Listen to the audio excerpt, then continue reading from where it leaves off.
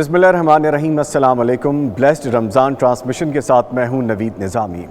आगाज़ करेंगे आज की ट्रांसमिशन का एक हदीस से, और जिसमें हम बात करेंगे रिज़्क़ की फरावानी और उम्र की बरकत के बारे में। हज़रत अनस रज़ियल्लाहु अन्हु बयान करते हैं कि रसूल करीम सल्लल्लाहु अलैहि वसल्लम ने फरमाया, जो शख्स चाहता है कि उसके रिज़्क़ में वसअत और फराखी और उसके अजल में ताख़ीर की जाए, यानी उसकी उम्र दराज हो, तो उसको चाहिए कि वो रिश्तेदारों के साथ हुस्न सलूक और एहसान करे। इसके साथ साथ रसूल करीम सल्लल्लाहु अलैहि वसल्लम ने यह भी फरमाया है कि क़त्अ रहमी करने वाला जन्नत में दाखिल नहीं होगा। हमारा आज का टॉपिक भी ये है। आज की ट्रांसमिशन में हम गुफ्तगू भी यही करेंगे कि सिला रहमी, रिश्ते जोड़ना, आपकी उम्र दराजी, आपके रिज़्क़ की फरावानी, ये किस में पोशीदा है, हमें क्या करना होगा। आपको पता है कि अब ताक रातें ढूंढने का वक्त करीब आ रहा है, जिसमें हमें इबादत करनी है, जुस्तजू करनी है, मेहनत करनी है। हमें हासिल पाना है रमज़ानुल मुबारक का सही मानों में, कि न जाने ज़िंदगी में दोबारा ये हमें नसीब हो या ना हो। लेकिन अभी चूँकि अल्लाह ताला ने हमें मौका दिया है तो हम इससे ज़्यादा फ़ायदा उठा सकें। लैलतुल क़द्र की रात आने वाली है, उसके बारे में मेहनत करनी है, बख्शिश का सामान करना है। जब हम ये सारी गुफ्तगू कर रहे हैं तो सिला रहमी खूनी रिश्ते हों, एक वो रिश्ता जो अल्लाह ताला ने इंसानियत का बनाया है, जिसमें आप, मैं, हम सब शामिल हैं। और कुछ रिश्ते खून के होते हैं, आपके वालिद की साइड से, वालिदा की साइड से, आपके वालिदैन से जो रिश्ते आपको मिलते हैं उनमें सिला रहमी करें। अपने भाई से, अपने वालिद से, अपनी वालिदा से, अपनी बहन से, अपने खून के रिश्तों से सिला रहमी करें। अगर कोई नाराज़ है तो उनके पास खुद चल के आप जाएं और उनको मनाएं। इसमें आप यकीन कीजिए आपकी किसी भी तरह से इज़्ज़त या कद्र कम नहीं होगी। इसके साथ साथ कुछ रिश्ते हम ऐसे भी बनाते हैं जो हमारी अपनी चॉइस होती है। हमारे दोस्त अहबाब, हमारे ऐसे अज़ीज़ कि जो हमारे साथ ऑफ़िस में काम करते हैं, हमारे हमसाए, हमारे ऐसे जानने वाले जो हमारे मामूलात ज़िंदगी में हमें तकरीबन रोज़ाना मिलते हैं। अगर उनसे कोई गलती कोताही हो गई है या आपकी वजह से उनका दिल दुखा है तो उनसे जाके माफ़ी मांग लें, उनसे जाके रिश्ता जोड़ लें। इससे रिज़्क़ में फरावानी तो होगी, उम्र में बरकत भी होगी। आपके रिश्ते जुड़े रहने में दीन हमें रहनुमाई करता है, तो हमें इस पे बात करनी है। अपने मुअज़्ज़िज़ मेहमानों का आपसे तारुफ़ करवाऊँ। मेरे साथ मौजूद हैं क़ारी उस्मान यूसुफ़ साहब, अवार्ड याफ्ता हैं। क़ारी साहब अस्सलाम वालेकुम। इनके साथ मौजूद हैं मौलाना मोहम्मद अजमल भट्टी साहब, फ़ाज़िल मदीना यूनिवर्सिटी हैं, एक अरसे से हदीस और शरई उलूम के उस्ताद हैं और PhD स्कॉलर हैं। सर आपको भी अस्सलाम। जी वालेकुम अस्सलाम व रहमतुल्लाह। इनके साथ मौजूद हैं जनाब अब्दुल क़य्यूम अब्दुल सत्तार साहब, फ़ाज़िल मदीना यूनिवर्सिटी हैं, PhD स्कॉलर हैं। सर आपको भी हम अस्सलाम वालेकुम। वालेकुम अस्सलाम व रहमतुल्लाहि व बरकातुहू। और इनके साथ तशरीफ़ रखते हैं हाफ़िज़ उम्र मदनी, नात ख़वां हैं। हाफ़िज़ साहब अस्सलाम वालेकुम। मेरे मेहमानों का तारुफ़ हो गया और हम जैसा कि आगाज़ करते हैं तलावत कुरान करीम से और हम सादत हासिल करते हैं। गुजारिश करते हैं क़ारी उस्मान यूसुफ़ साहब से कि आप तलावत कुरान करीम फरमाइए। अऊज़ु बिल्लाहि मिनश शैतानिर रजीम।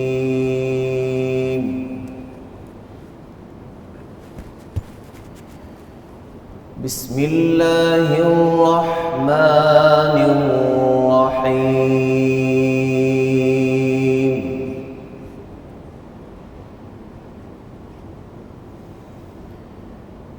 लौ अंज़लना हाज़ल क़ुरआन अला जबलिन लरअयतहु ख़ाशिअन। माशाअल्लाह माशाअल्लाह। लरअयतहु ख़ाशिअन मुतसद्दिअन मिन ख़श्यतिल्लाह।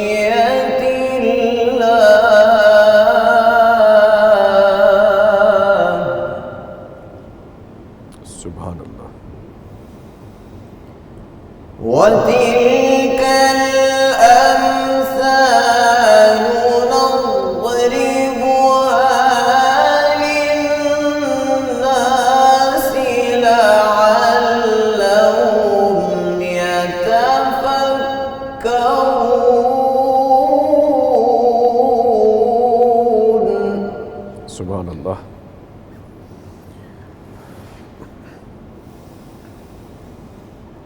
هو الله الذي لا إله إلا هو عالم الغيب والشهادة هو الرحمن الرحيم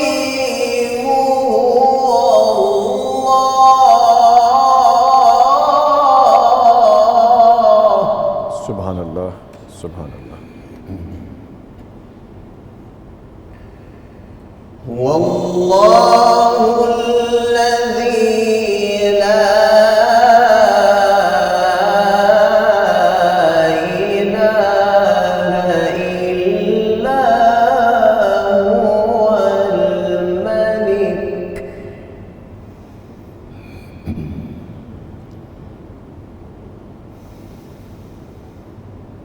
الملك القدوس السلام المؤمن المهيمن العزيز الجبار المتكبر سبحان الله عما يشركون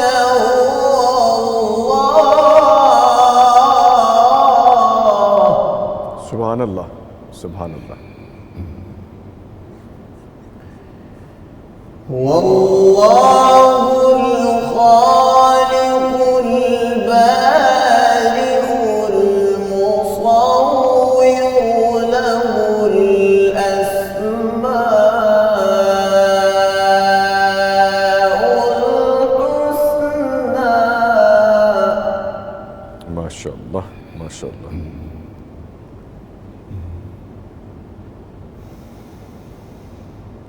هو الله الخالق البارئ المصور له الأسماء الحسنى يسبح له ما في السماوات والأرض وهو العزيز الحكيم سبحان اللہ سبحان اللہ بسم الله الرحمن الرحيم إذا جاء نصر الله والفتح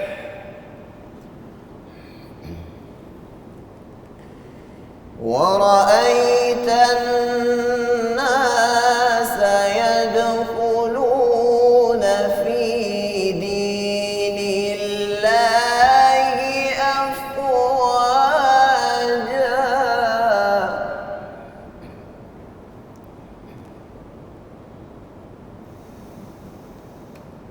إذا جاء نصر الله والفتح ورأيت الناس يدخلون في دين الله أفواجا فسبح بحمد ربك واستغفره إنه كان توابا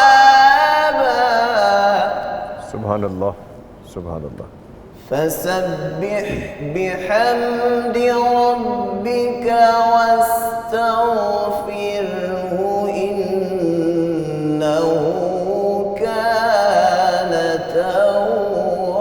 توابا صدق الله العظيم ماشاء اللہ جزاک اللہ قاری صاحب اللہ تعالیٰ آپ کو جزائے خیر عطا فرمائے بہت خوبصورت انداز بہت خوبصورت لہجہ اللہ تعالیٰ آپ کو اور ترقیاں دیں. آمین. اپنے ٹاپک کی طرف آتے ہیں جی. جب ہم رزق کے بڑھنے کی بات کرتے ہیں، عمر کی جو ہے اس کے بڑھنے کی بات کرتے ہیں، رزق کی فراوانی کی بات کرتے ہیں، تو عمومی طور پر بڑی صاحب میں آپ کے گوش گزار کروں گا، یہی سوال ہمارے آس پاس کم و بیش سننے کو آتا ہے کہ جب سب لوگوں کے رزق کی ذمہ داری اللہ تعالیٰ کے پاس ہے تو انسان رزق کے لیے تگ و دو ہی کیوں کرے؟ ماشاء اللہ. جی.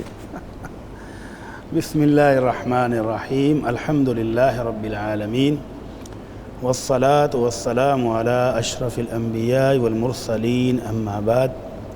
نظامی صاحب، اللہ رب العزت نے رزق کی ذمہ داری لی ہے کہ میں عطا کروں گا. کس کو؟ جو کوشش کرے گا. یہ دنیا جو ہے اس کو اللہ رب العزت نے اسباب کے تحت رکھا ہے. ہر چیز کا جب سبب ہوگا تو وہ ہوگی، سبب نہیں ہے تو نہیں ہوگی. یہ جو آپ نے سوال کیا نا، پھر تلاش کرنے کی ضرورت کیا ہے، محنت کرنے کی ضرورت کیا ہے، بیٹھ کے تجربہ کر کے دیکھ لیں کیا ہوتا ہے. سیدنا عمر رضی اللہ تعالیٰ عنہ نے کچھ ایسے لوگوں کو دیکھا جو کہتے تھے ہم اللہ پر بھروسہ کرتے ہیں، اللہ دے گا. اپنے علاقے سے سینکڑوں میل سفر کر کے حج اور عمرہ کرنے کے لیے مکہ آ جاتے اور ساتھ کھانے پینے کا سامان لے کے نہیں آئے. زیادہ راہ کوئی نہیں، خرچہ کوئی نہیں. کیا ہے جی؟ ہمارا اللہ پر بھروسہ ہے. اب جب مکہ پہنچتے تو اب کھانے کو تو چاہیے، پھر لوگوں سے مانگنا شروع ہو جاتے، ضرورت کی چیزیں مانگتے. تو حضرت عمر رضی اللہ تعالیٰ نے کوڑا اٹھایا، انہوں نے کہا تم اللہ پر بھروسہ اس طرح کرتے ہو کہ اپنے آپ کو بھی ذلیل کر رہے ہو، دوسروں کو بھی. اللہ پر بھروسہ کرنے کا مطلب یہ ہے کہ پہلے اسباب اختیار کرو، ہمت کرو، محنت کرو، اور پھر اس پر چھوڑ دو کہ رزلٹ کیا دیتا ہے. تو یہ جو خواہش ہے نا کہ بغیر محنت کے، بغیر ہاتھ پاؤں ہلائے، بس دل میں ایک تمنا پیدا ہو اور وہ آنکھیں کھولیں تو سامنے پڑی ہو، یہ جنت میں ہوگا. اللہ رب العزت وہاں کے قانون بتاتے ہوئے فرماتے ہیں وَلَكُمْ فِيهَا مَا تَشْتَهِي أَنفُسُكُمْ وَلَكُمْ فِيهَا مَا تَدَّعُونَ مَا تَدَّعُونَ نُزُلًا مِّن غَفُورٍ رَحِيمٍ. کہ یہ مہمان وادی ادھر ہوگی کہ دل میں جو خواہش آئے وہ آپ کے سامنے حاضر ہو جائے، آپ جو تمنا کریں وہ حاضر ہو جائے، آپ کی زبان ہلے اور خادم لے کر پہنچ جائیں. تو یہ مہمان وادی اللہ عرش والے نے جنت میں رکھی ہے، وہاں تو ملے گا. آپ جو جہان کی خواہش جو دل میں آئے، آپ کے خیال بھی گزرے گا تو وہ فرشتے آپ کے خادم وہ سامنے لا دیں گے. لیکن اس دنیا کے قانون تلاش کرنے کے، محنت کرنے کے ہیں. اللہ کے نبی صلی اللہ علیہ وسلم سے باقاعدہ پوچھا گیا، جی اللہ کے نبی ای الکسب اعظم، ای الکسب افضل، کون سی کمائی زیادہ افضل ہے، بہتر ہے؟ تو آپ نے فرمایا عمل الرجل بیدہ وکل بیع مبرور. اپنے ہاتھوں سے کمانا، اپنے ہاتھوں سے کچھ چیز تیار کرنا، بیچنا، اس سے رزق حاصل کرنا، اور ہر وہ تجارت جو جھوٹ، فریب، دھوکے سے پاک ہو. تو گویا رزق کے دو طریقے آپ نے حاصل کرنے کے اس حدیث میں بیان کی ہے. جی. ایک تجارت اور ایک صنعت. اس کے علاوہ زراعت بھی ہے، اس کے علاوہ مزدوری بھی ہے. تو یہ سارے طریقے جو ہیں یہ رزق تلاش کرنے کے ہیں. اور تلاش کیوں کریں؟ جب اللہ نے رزق کا ذمہ لیا ہے تو وہی اللہ کہتا ہے فَإِذَا قُضِيَتِ الصَّلَاةُ فَانْتَشِرُوا فِي الْأَرْضِ وَابْتَغُوا مِنْ فَضْلِ اللَّهِ. جب نماز سے فارغ ہو گئے ہو، اللہ کی عبادت کر لی ہے جمعے والا دن، تو اب جاؤ اور اللہ کا فضل تلاش کرو، محنت کرو. اور اللہ کے نبی صلی اللہ علیہ وسلم نے باقاعدہ اعلان کروایا یا ایھا الناس اتقوا اللہ واجملوا فی الطلب. لوگو اللہ سے ڈرو اور کمائی کرتے ہوئے، رزق تلاش کرتے ہوئے حلال ذرائع استعمال کرو. تو یہ ساری چیزیں کس بات کی دلیل ہیں کہ رزق دینے گا اللہ، اس نے وعدہ ہے، لیکن ملے گا اس کو ہی جو محنت کرتا ہے، جو طلب کرتا ہے، جو کوشش کرتا ہے. تو اگر جانوروں پر غور کریں نا، رزق اللہ ان کو بھی دے رہا ہے، ان کا بھی رزاق وہی ہے. تو اللہ کے نبی صلی اللہ علیہ وسلم فرماتے ہیں لو توکلتم حق توکلہ، اگر تم ایسا توکل کرو جس طرح توکل کرنے کا حق ہے. تو توکل یہ نہیں ہے کہ بس اللہ دے گا، توکل کے اندر اسباب کو اختیار کرنا شامل ہے کہ آپ محنت کریں، ہمت کریں، ہاتھ پاؤں ہلائیں. اور پھر اللہ کے نبی کہتے ہیں کہ اگر تم اللہ پر پوری طرح توکل کرو تو اللہ تمہیں بھی رزق ایسے ہی دے گا جیسے پرندوں کو دیتا ہے. صبح اپنے گھونسلوں سے خالی پیٹ نکلتے ہیں جی، اور شام کو پیٹ بھر کے واپس آتے ہیں. تو پرندے بھی گھونسلوں میں بیٹھے نہیں رہتے کہ رزق اللہ نے دینا ہے تو آ جائے گا، وہ بھی گھونسلوں سے نکلتے ہیں، باہر تلاش کرتے ہیں، محنت انہیں بھی کرنی پڑتی ہے، محنت ان کو بھی کرنی پڑتی ہے۔ اور انسان جو سب سے افضل مخلوق ہے وہ کہے جی میں بیٹھا ہوں رزق آ جائے گا، تو پھر ذرا تجربہ کر کے دیکھ لیں کہ کتنے آتا ہے، کہاں سے آتا ہے۔ رمضان میں تو شاید کوئی افطاری کے ٹائم آ جائے، سحری کے ٹائم کوئی نہیں آئے گا، نہیں آئے گا، بالکل ٹھیک ہے۔ اچھا ویسے جیسے بڑی صاحب آپ نے فرمایا کہ یہ تو صرف جنت میں ہی ہوگا، تو جنت کے لیے بھی تو سر محنت ہی کرنی پڑے گی، وہ یہاں جنت محنت کر کمانی بھی کے پڑے گی، جی وہ یہاں محنت کر لیں اور وہاں پر جا کر وصول کر لیں، وصول کر لیں۔ اس کا مطلب ہے وہاں پر بھی جو عیش و عشرت ملنی ہے اس کے لیے بھی کمائی ابھی سے شروع ہے، محنت کرنی پڑے گی، محنت کرنی پڑے گی، بالکل بلا وجہ تو نہیں ملنے والی وہ، اور بیٹھے بٹھائے نکمے اور سست لوگوں کو۔ نکمے اور سست لوگوں کو، ٹھیک ہے۔ عبدالقیوم صاحب یہ فرمائیے گا کہ رزق کسے کہتے ہیں؟ کھانے پینے اور پہننے کے علاوہ بھی کوئی رزق ہے؟ کیونکہ عمومی طور پر یہی ہوتا ہے کہ جو کھا لیا پی لیا اس کو رزق سمجھا جاتا ہے، اور رزق کے جو مفہوم کے بارے میں ہے وہ بھی آپ واضح کیجیے۔ جی بہت شکریہ نظامی صاحب۔ رزق کے اندر بہت زیادہ وسعت ہے۔ ہم سمجھتے ہیں شاید جو اللہ تعالیٰ نے ہمیں کھانے پینے کے لیے دے دیا شاید یہی رزق ہے۔ در حقیقت اگر ہم بات یہاں سے شروع کریں کہ اللہ رب العزت ہمارا خالق ہے، ہمارا مالک ہے، بے شک اس نے ہمیں پیدا کیا ہے اور اللہ تعالیٰ ہمیں رزق دیتا ہے، ٹھیک ہے۔ اور ابھی بھٹ صاحب فرما رہے تھے کہ اللہ تعالیٰ نے رزق دینے کے لیے یہ بھی فرمایا ہے، جو تعلیمات ہیں شریعت اسلامی کی وہ ہمیں بتاتی ہیں کہ حصول رزق کے لیے انسان کو محنت اور مشقت کرنی پڑے گی، ٹھیک ہے، تو اللہ تعالیٰ اسے دیتا ہے۔ تو رزق جو ہے اللہ تعالیٰ کی جتنی بھی عنایات ہیں، اللہ تعالیٰ جو کچھ اپنے بندوں کو دیتا ہے وہ سب کچھ اللہ تعالیٰ کا رزق ہے۔ اس میں کھانا پینا بھی شامل ہے، جو انسان جو ہے پہنتا ہے، لباس ہے، یہ بھی اس میں شامل ہے۔ اچھا یہ رزق ویسے ایجوکیشن کے لیے سر، سوری ٹو کٹ یو، عمومی رویہ بٹی صاحب یہی پایا جاتا ہے نا کہ جی میں نے کھایا ہے، میں نے پیا ہے، میں نے کما کے جو کھانے پینے کی چیزیں لینی ہے وہ رزق ہے، لیکن جیسے آپ فرما رہے ہیں یہ لباس جو آپ کے تن پہ ہے یہ بھی رزق میں شامل ہے، یہ بھی رزق ہے۔ ابھی آگے بات بڑھنے دیں، میں آپ کو جو ہے گوش گزار کروں گا کہ انسان کو اللہ تعالیٰ نے جو صلاحیت عطا فرمائی ہے، ہر انسان جو ہے وہ اپنی فیلڈ میں کام کر رہا ہوتا ہے، جو اس کی صلاحیت ہے، جو وہ کام کر رہا ہے، جو اللہ تعالیٰ کی طرف سے اسے یہ طاقت ملی ہے، آپ جو ہے اینکر ہیں، اس پروگرام کو ہینڈل کر رہے ہیں، یہ آپ کے اندر جو صلاحیت ہے یہ اللہ تعالیٰ کی طرف سے آپ کے لیے رزق ہے۔ بھٹی صاحب نے گفتگو فرمائی، یہ بھٹی صاحب کے اوپر اللہ تعالیٰ کی طرف سے رزق ہے۔ قاری صاحب نے تلاوت فرمائی، اتنی خوبصورت تلاوت فرمائی، یہ قاری صاحب کے لیے اللہ تعالیٰ کی طرف سے عنایت اور رزق ہے۔ انسان کی صلاحیت یہ بھی اللہ تعالیٰ کا رزق ہے۔ الغرض میں اگر اسے جو ہے اس کی اگر تفصیل میں چلے جائیں تو ہماری بات جو ہے نا وہ بہت لمبی ہو جائے گی کہ اللہ تعالیٰ نے انسان کو کیا کچھ نوازا ہے، اللہ تعالیٰ کی جو عنایات ہیں وہ کتنی ہیں۔ وَإِن تَعُدُّوا نِعْمَةَ اللَّهِ لَا تُحْصُوهَا، کہ اگر تم اللہ تعالیٰ کی نعمتوں اور عنایات کو شمار کرنا شروع کرو تم گن نہیں سکتے، اتنی زیادہ ہیں۔ تو اللہ تعالیٰ جو کچھ بھی انسان کو نوازتا ہے وہ سب کا سب انسان کے لیے اللہ تعالیٰ کی طرف سے رزق ہے۔ اگرچہ اس میں کوئی قباحت نہیں کہ اگر ہم جو ہے وہ اپنے جو کھانے پینے کی اشیاء ہمیں اللہ تعالیٰ کی طرف سے جو ہے وہ مل جاتی ہیں تو اس کے اوپر ہم رزق کا اطلاق کرتے ہیں، رزق بولتے ہیں، اس میں کوئی حرج والی بات نہیں ہے۔ لیکن اگر اس کے عموم کو، اس کی وسعت کو دیکھا جائے تو اللہ تعالیٰ کی جتنی بھی عطا ہے ان سب کے اوپر رزق کا لفظ جو ہے وہ بولا جا سکتا ہے۔ ٹھیک ہے، یعنی یہ کہا جا سکتا ہے کہ جیسے آپ نے ابھی فرمایا کہ جس کے پاس اللہ تعالیٰ نے جو صلاحیت یا جو فن دیا ہے اس کو، جی بالکل، وہ رزق ہے، یا اس کے ذریعے جو آپ کماتے ہیں وہ رزق ہے؟ اس کے ذریعے جو کماتے ہیں وہ تو وہی رزق ہو گیا نا جو عمومی طور پہ ہم سمجھتے ہیں۔ لیکن یہ جو اللہ تعالیٰ نے صلاحیت عطا فرمائی ہے، جو فن عطا فرمایا ہے اللہ تعالیٰ نے، یہ بھی اللہ تعالیٰ کی طرف سے انسان کے لیے رزق ہے۔ اللہ تعالیٰ نے اسے یہ ودیعہ اسے عطا فرمایا ہے، جو ایبلٹیز اس نے آپ کو بلیسڈ کی، جو اہلیت اور صلاحیت ہے یہ بھی رزق ہے۔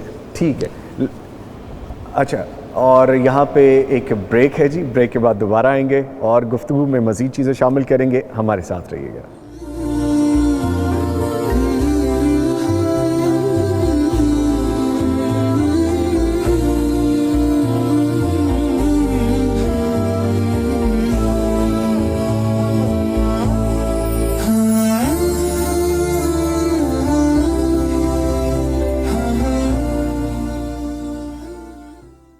वेलकम बैक जी। ब्रेक के बाद आपके साथ हैं और गुफ्तगू यहाँ पे जारी है रिस्क की फरावानी के हवाले से, उम्र में बरकत के हवाले से। और एक मैसेज पहले मैं आपको दूँ कि आज के जो हमारे मेहमान हैं इनके साथ तहाइफ जाएंगे अत्तैबा इंटरनेशनल की जानिब से जो भेजे गए हैं। तो आज के मेहमान अत्तैबा इंटरनेशनल की जानिब से भेजे गए जो गिफ्ट हैं वो अपने साथ रिसीव करेंगे और तशरीफ़ लेके जाएंगे। गुफ्तगू का सिलसिला आगे बढ़ाते हुए मैं वहीं से सिलसिला जोड़ूंगा। अब्दुल सत्तार साहब, अब्दुल कयूम साहब, जैसे हम बात कर रहे थे कि सिर्फ रिस्क यही नहीं जो हम खाते पीते हैं, जी बिल्कुल, सिर्फ रिस्क यही नहीं जो हम लिबास पहनते हैं, सिर्फ रिस्क यही नहीं कि आपको अल्लाह ताला ने कोई एबिलिटी दी है, कोई सलाहियत दी है, आपको ब्लेस्ड किया है डिफरेंट किस्म की क्वालिटी से और आप फिर उनके ज़रिए से भी रिस्क कमाते हैं और भी बहुत सी सूरतें हैं। जी इसमें जो है औलाद जी अल्लाह ताला की तरफ से रिज़्क है, ठीक है। और कुरान पाक में अल्लाह ताला ने अंबियाए किराम अलैहिमुस्सलातु वस्सलाम की ये ज़िक्र किया है कि अल्लाह ताला ने उन्हें औलाद जो है वो अता फरमाई है। हज़रत इब्राहीम अलैहिस्सलातु वस्सलाम के बारे में ये तज़किरा मिलता है। इसी तरह हज़रत इब्राहीम अलैहिस्सलातु वस्सलाम के अलावा बाकी दीगर अंबियाए किराम अलैहिमुस्सलातु वस्सलाम के बारे में हमें कुरान मजीद में ये ज़िक्र मिलता है कि अल्लाह ताला ने उन्हें औलाद अता फरमाई। तो औलाद जो है ये अल्लाह ताला की तरफ से इंसान के लिए रिज़्क है। देखिए इंसान की रहने के लिए अल्लाह ताला ने इंसान को जो मकान और रिहाइश दी है ये भी अल्लाह ताला की तरफ से रिज़्क है। मकान जी, जिस घर में आप रहते हैं जी, ये भी रिस्क है, ये अल्लाह ताला की तरफ से रिज़्क है। अच्छा, जो माशाअल्लाह। अल्लाह ताला ने आपके पास जो सवारी है जी। जिस पे आप ट्रैवल करते हैं, आप सफ़र करते हैं, ठीक है, आप बड़ी सहूलत के साथ जो है अल्हम्दुलिल्लाह आप बहुत जो है अच्छी वो अल्लाह ने सवारियाँ दी एक हैं, जगह से अल्हम्दुलिल्लाह। दूसरी जगह पे चले जाते जी। हैं। तो ये अल्लाह ताला की तरफ से इंसान के लिए रिज़्क है। इसी तरह बेशुमार जैसे मैंने शुरू में ज़िक्र किया कि अल्लाह ताला की जो भी इनायात हैं बंदे के ऊपर वो सब की सब अल्लाह ताला की तरफ से इंसान के लिए रिज़्क हैं। और जैसे ये नबी अलैहिस्सलातु वस्सलाम की हदीस है, लौ अन्नकुम तवक्कलतुम अलल्लाहि हक्का तवक्कुलिही लरज़क़कुम कमा यरज़ुक़ुत तैर। जी। अलबत्ता ये हदीस जो है हमें ये बताती है कि अगर इसका इतलाक़ लफ्ज़ रिज़्क जो है, अगर ये खाने पीने की जो चीज़ें हैं उनके ऊपर बहुत ज़्यादा बोला जाए तो इसमें कोई हर्ज वाली बात नहीं है। हम उसे ये नहीं कह सकते कि जो है हम रिज़्क के माने और मफ़हूम को महदूद कर रहे हैं, क्योंकि ये नबी अलैहिस्सलातु वस्सलाम की हदीस जो परिंदों के खाने और पीने की जो चीज़ें हैं उन्हें इस हदीस के अंदर रिज़्क से ताबीर किया गया है, उन्हें रिज़्क करार दिया गया है। तो इसीलिए इंसान को अल्लाह ताला की तरफ से जो खाने और पीने की चीज़ें जो इंसान के नसीब में हैं, अल्लाह ताला इंसान को अता फरमाता है खाना और पीना, वो हम उसके ऊपर बहुत ज़्यादा इतलाक़ यही करते हैं कि ये इंसान के लिए अल्लाह ताला की तरफ से ये रिज़्क ही है। ठीक ठीक। अच्छा बड़ी साहब, मैं थोड़ी सी वजाहत और कर सर उस वजाहत के साथ साथ मुझे ये भी जानना होगा कि जो और रिश्ते हैं, मियाँ बीवी का रिश्ता है, माँ बाप का रिश्ता है, बहन भाइयों का रिश्ता है, इनके बारे में भी साथ फरमाइएगा। चलें ये भी इसके अंदर ही आ जाना है। जी रिज़्क की बात हो रही है ना, आपने कहा जी घर भी रिज़्क है, जी अभी आपने कहा जी बीवी बच्चे बहन भाई, क्या ये भी रिज़्क में शुमार होंगे? तो मैं अल्लाह के रसूल सल्लल्लाहु अलैहि वसल्लम के बहुत ही प्यारे से सहाबी हैं अब्दुल्ला इब्न अमर रज़ियल्लाहु अन्हुमा, उनके पास एक शख्स आया और कहने लगा जी आपको अल्लाह ताला ने रिज़्क दिया हुआ है, मालो दौलत दी हुई है, तो मुझे भी कुछ दें, मैं आपका गरीब मुसलमान भाई हूँ। तो गरीब हम किसको कहते हैं? जिसके पास रिज़्क की कमी है। और रिज़्क अभी हमने कहा कि सिर्फ खाना पीना रिज़्क नहीं है, लिबास रिज़्क नहीं है। रिज़्क को हमने बहुत वसी कर दिया कि बहुत सारी चीज़ें हैं। तो ज़रा चेक करें कि अब्दुल्ला बिन अमर रज़ियल्लाहु ताला अन्हु ने, वो शख्स जो अपने आप को गरीब शो कर रहा है, उससे कुछ सवालात किए चेक करने के लिए कि तू कितना गरीब है। सबसे पहला सवाल किया, अला का मस्कनुन तस्कुनुहु, क्या तेरे पास रहने के लिए घर है? मांगने क्या आया है कि मैं फ़कीर हूँ, कुछ खाने पीने के लिए दी रिज़्क दें। और उन्होंने पहला सवाल ये किया कि घर है? कहता जी अल्हम्दुलिल्लाह घर मेरा अपना है। कहते हैं अला का इमरातुन तावी इलैहा, क्या खिदमत के लिए अल्लाह ने बीवी भी दी हुई है? कहता हाँ जी अल्हम्दुलिल्लाह बीवी भी मौजूद है। कहते हैं शरीफ आदमी, फिर तू गरीब किधर से है? फिर तो तू अच्छा खासा अमीर है। अंत मिनल अगनिया, जिसके लिए रहने का घर मौजूद हो, खिदमत के लिए बीवी मौजूद हो, अल्लाह ने औलाद की नेमत दी हो, तो वो गरीब नहीं होता जी। तो वो आगे तो कहते हैं जी अगर घर के काम काज करने के लिए खादम भी हो तो फिर अल्लाहु अकबर। तो अब्दुल्ला बिन अमर कहते हैं फ़अन्त मिनल मुलूक, फिर तो तू बादशाह है, तेरी एक पूरी सल्तनत है जिसको तू चला रहा है, اور تو کہتا میں غریب ہوں. تو اس حدیث سے بھی, اس واقعے سے بھی پتہ چلتا ہے کہ رزق کو صرف روٹی اور کھانے پینے میں بند کر دینا یہ کوئی درست مفہوم نہیں ہے. رزق کے اندر اللہ کی ہر نعمت آ جائے گی. جو آپ نے کہا بہن بھائیوں کی نعمت ہے, یہ بھی رزق ہے. ایک بندہ اپنے والدین کی اکیلی اولاد ہے تو اس کا مطلب ہے اس کو بہن بھائی جو نہیں ملے تو اس کی رزق میں کمی ہے. اگر ایک شخص کی شادی ہوگی, اولاد کی نعمت سے ابھی محروم ہے تو ابھی رزق میں کمی ہے. تو جیسے جیسے یہ نعمتیں بڑھتی جائیں اس کے رزق میں اضافہ ہوتا جا رہا ہے. مطلب یہ بھی نعمتیں بھی رزق ہیں. خالی پیسے, ایک بندے کے پاس اربوں روپیہ ہے اور اس کے پاس اولاد نہیں ہے, بہن بھائی نہیں ہے, والدین اللہ کو پیارے ہو گئے, تو کیا وہ مالدار ہے؟ وہ تو مسکین آدمی ہے. اور جس کو اللہ تعالیٰ نے والدین کی نعمت سے بھی نوازا ہوا ہے, بیوی بچے بھی موجود ہیں, کھانے کے لیے روٹی, رہنے کے لیے گھر, پہننے کے لیے لباس بھی موجود ہے, تو وہ تو بادشاہ ہے, پورا بادشاہ ہے. تو یہ نعمتیں جتنی ہیں علماء کرام نے ان سب نعمتوں کو رزق میں ہی شامل کیا ہے. ٹھیک ہے سر, اس میں یہ بھی شامل کیجیے گا کہ نبی کریم صلی اللہ علیہ وآلہ وسلم کے دسترخوان کے حوالے سے اور آپ کا دسترخوان ماشاءاللہ کتنا وسیع تھا, اس کو ایڈ کرتے اللہ ہیں. اکبر. نبی رحمت صلی اللہ علیہ وسلم کا دسترخوان, اس کے اندر تکلف نہیں تھا اور ڈشوں کی برمار نہیں تھی, لیکن برکت کی انتہا تھی. کوئی ماشاءاللہ. انتہا نہیں ہے کہ آپ کہیں کہ برکت کتنی تھی.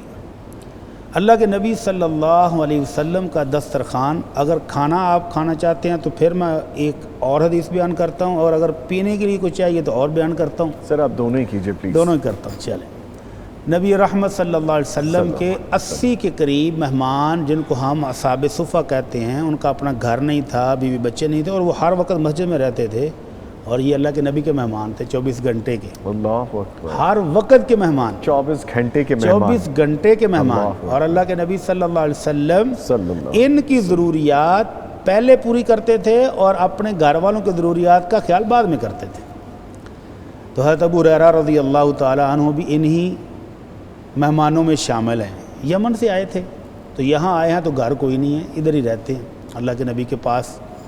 تو کہتے ہیں کہ ایک دفعہ ایسا بھی ہوا کہ بھوک کی شدت کی وجہ سے میں رستے پر گرا ہوا تھا, تو میرے پاس سے صحابہ گزرتے تو میں بہانے سے ان سے قرآن کی آیت پوچھتا کہ اس کا مفہوم سمجھا دیں, اور کسی کو میری بات کی سمجھ نہیں آتی اور وہ آیت کا مفہوم سمجھا کے چلے جاتے, اور جو میں گرا ہوا ہوں اس کی طرف کو دیکھتا ہی نہیں. اللہ اکبر. بالآخر کہتے ہیں نبی رحمت صلی اللہ علیہ وسلم میرے پاس سے گزرے, تو میں نے کہا اللہ کے رسول اس آیت کا مطلب بتا دے. آپ نے فرمایا ابو ہریرہ آ جا, میرے ساتھ آ جا. آپ سمجھ گیا اس کی حالت سے کہ آیت سمجھنا مقصود بھی ہے لیکن ساتھ بھوک سے نڈال بھی ہیں. کہتے ہیں آپ مجھے لے کر گھر چلے گئے, تو آپ نے گھر والوں سے پوچھا کہ کچھ کھانے کو ہے, تو آپ کی خدمت میں دودھ کا ایک پیالہ پیش کیا گیا. تو ابو ہریرہ کہتے ہیں میرے دل میں فوراً آیا کہ اللہ کے نبی مجھے کہیں گے ابو ہریرہ لے بسم اللہ پڑھ پی لے, لیکن وہاں سے ارشاد ہوا ابو ہریرہ مسجد جاؤ, مہمانوں کو بلا لاؤ. ابو ہریرہ کہتے ہیں یہ سن کے زمین میرے پاؤں سے نکل گئی کہ وہ 70-80 مہمان بھی آ گئے تو پیالہ تو ایک ہے, اور جب وہ آ گئے تو اللہ کے نبی نے پہلے مجھے بالکل نہیں پلانا, مجھے پتہ ہے, کیونکہ اللہ کے نبی کا حکم یہ تھا کہ پلانے والا سب سے آخر میں پیے گا صلی اللہ علیہ وسلم. تو کہتے ہیں میں نے پھر اب حکم تو ماننا لازمی تھا, مہمانوں کو بلا لایا, آ جاؤ بھائی اللہ کے نبی بلا رہے ہیں. جب سارے آ گئے تو آپ نے کہا ابو ہریرہ اب میزبانی بھی تم ہی کرو. ابو ہریرہ جو کہہ رہے تھے کہ اس وقت ممکن ہے کہ مجھے پہلے پینے کا حکم ہو, لیکن آپ نے کہا نہیں ابو ہریرہ پہلے مہمانوں کو پلاؤ. میزبانی بھی مل گئی, میزبانی بھی مل گئی. تو وہ جان کہتے ہیں پہلے خشک تھی بھوک سے پیاس سے, تو اب مجھے خدشہ ہوا یہ تو پہلا پیے گا تو ختم ہو جائے گا, نہیں تو دوسرے پر تو ختم ہو ہی جانا ہے. لیکن یہ دسترخوان کس کا ہے؟ رحمت عالم صلی اللہ علیہ وسلم, دونوں جہانوں کے سردار کے, جس کی برکت سیدھی اوپر سے ڈائریکٹ آ رہی ہے. آپ نے فرمایا 2 مہمانوں کو بسم اللہ پڑھ کے پیو جی. پہلے نے پیا تو وہ کچھ بھی کم نہیں ہوا. ابو ہریرہ کہتے ہیں مجھے تسلی ہو گئی, نہیں ختم ہوتا. دوسرے کو پلایا, تیسرے کو پلایا, 70-80 صحابہ سب پی گئے, اور واپس پیالہ جا کر اللہ کے نبی یہ لیجئے. تو آپ مسکرائے. کس بات پہ؟ کہ ابو ہریرہ کو اب تسلی ہے بھی یہ ختم نہیں ہونے لگا. ابو ہریرہ کو اب تھا کہ اب اللہ کے نبی آپ خود پئیں گے اور پھر میں پیوں گا, لیکن آپ کی رحمت, آپ کی شفقت, آپ کی محبت ملاحظہ فرمائیں. آپ نے کہا ابو ہریرہ اب پہلے تم پیو.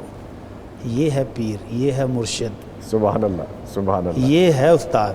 سبحان اللہ. سب سے آخر میں پئیں گے. کہا ابو ہریرہ پی لو. حضرت ابو ہریرہ کہتے ہیں میں نے جی بھر کے پیا, سیر ہو کے پیا, سیر ہو کے بالکل تسلی کی اپنی. جی. پھر پیالہ دیا تو آپ نے پھر واپس دیا. ابو ہریرہ ایک دفعہ پھر اور پیو. ابو ہریرہ کہتے ہیں میں نے حکم پر دوبارہ پھر پیا. تیسری مرتبہ پھر اللہ کے نبی نے واپس کر دیا. ابو ہریرہ ایک دفعہ پھر پی. اللہ کے رسول میں نے پی لیا, بہت پی لیا. نہیں, آپ نے فرمایا پی لو. چوتھی مرتبہ پھر کہا ابو ہریرہ ایک دفعہ پھر پی لے, تسلی کر لے. کہنے لگے اللہ کے رسول اب تو پیٹ میں گنجائش کوئی نہیں اور دودھ کی تری ناخنوں میں بھی آ گئی ہے. اللہ اکبر. تو آپ نے کہا اچھا لاؤ پھر. اور سب سے آخر میں دونوں جہانوں کے سردار نے پیالہ پکڑا, بسم اللہ پڑھی, پیا, اور الحمدللہ اللہ تیرا شکر ہے کہ تو نے اپنے مصطفیٰ کے دسترخوان میں اتنی برکت رکھی ہے کہ ایک پیالہ 80 سے زائد لوگوں کے لیے کافی ہو جاتا ہے. سیر ہو کر پیتے ہیں. برکت برکت ہے. ماشاءاللہ ماشاءاللہ. اور اگر کھانے کی بات کریں جی تو حضرت انس رضی اللہ تعالیٰ عنہ کہتے ہیں اللہ کے نبی صلی اللہ علیہ وسلم نے جب سیدہ زینب سے شادی کی تو اگلی صبح آپ نے مجھے کہا جاؤ فلاں فلاں فلاں کو بلا کے لاؤ ولیمہ ہے. اور آپ نے گوشت پکوایا, 7 روٹیاں پکوائیں. جب صحابہ آ گئے تو آپ نے کہا بسم اللہ کر کے 10 بندے آتے جاؤ. اندر جگہ اتنی سی تھی تو دسترخوان لگوایا اور کھانا, روٹی اور گوشت, اور 10 کو کہا کہ آتے جاؤ. اور 10 بندے آتے گئے اور بسم اللہ پڑھ کے کھاتے گئے. حضرت انس کہتے ہیں میں نے دیکھا کتنے لوگ ہیں مدینے میں, کون بچا ہوگا پیچھے جو اللہ کے نبی کے ولیمے میں نہ آئے. سب لوگ سیر ہو کر کھا کر واپس گئے. تو یہ برکتیں تھیں میرے مصطفیٰ کے دسترخوان کی کہ چیز تھوڑی بھی ہوتی تو اللہ اس میں برکت ڈال دیتا. اور آپ نے کبھی یہ نہیں کیا کہ چیز تھوڑی ہے تو چلیں ان کو اور ان کو بلا لیتے ہیں, تیسرے کو کانوں کان خبر نہ ہو. یہ بھی کبھی نہیں ہوا. بلایا بھی سب کو ہے. سب کو. حضرت جابر رضی اللہ تعالیٰ عنہ کہتے ہیں کہ ہم خندق کھود رہے تھے دشمن سے دفاع کے لیے جنگ احزاب کے موقع پر. تو مجھے محسوس ہوا کہ اللہ کے نبی صلی اللہ علیہ وسلم کو بہت بھوک لگی ہوئی ہے. کہتے میں گھر گیا, بیگم سے کہا کہ کچھ ہے, اور ان کی بیگم بھی بہت جہاں دیدہ خاتون تھی, سمجھدار. انہوں نے 1 سا جو گھر میں موجود تھے فٹافٹ پیسے آٹا بنایا. 1 سا کا تو ہے 2.5 کلو.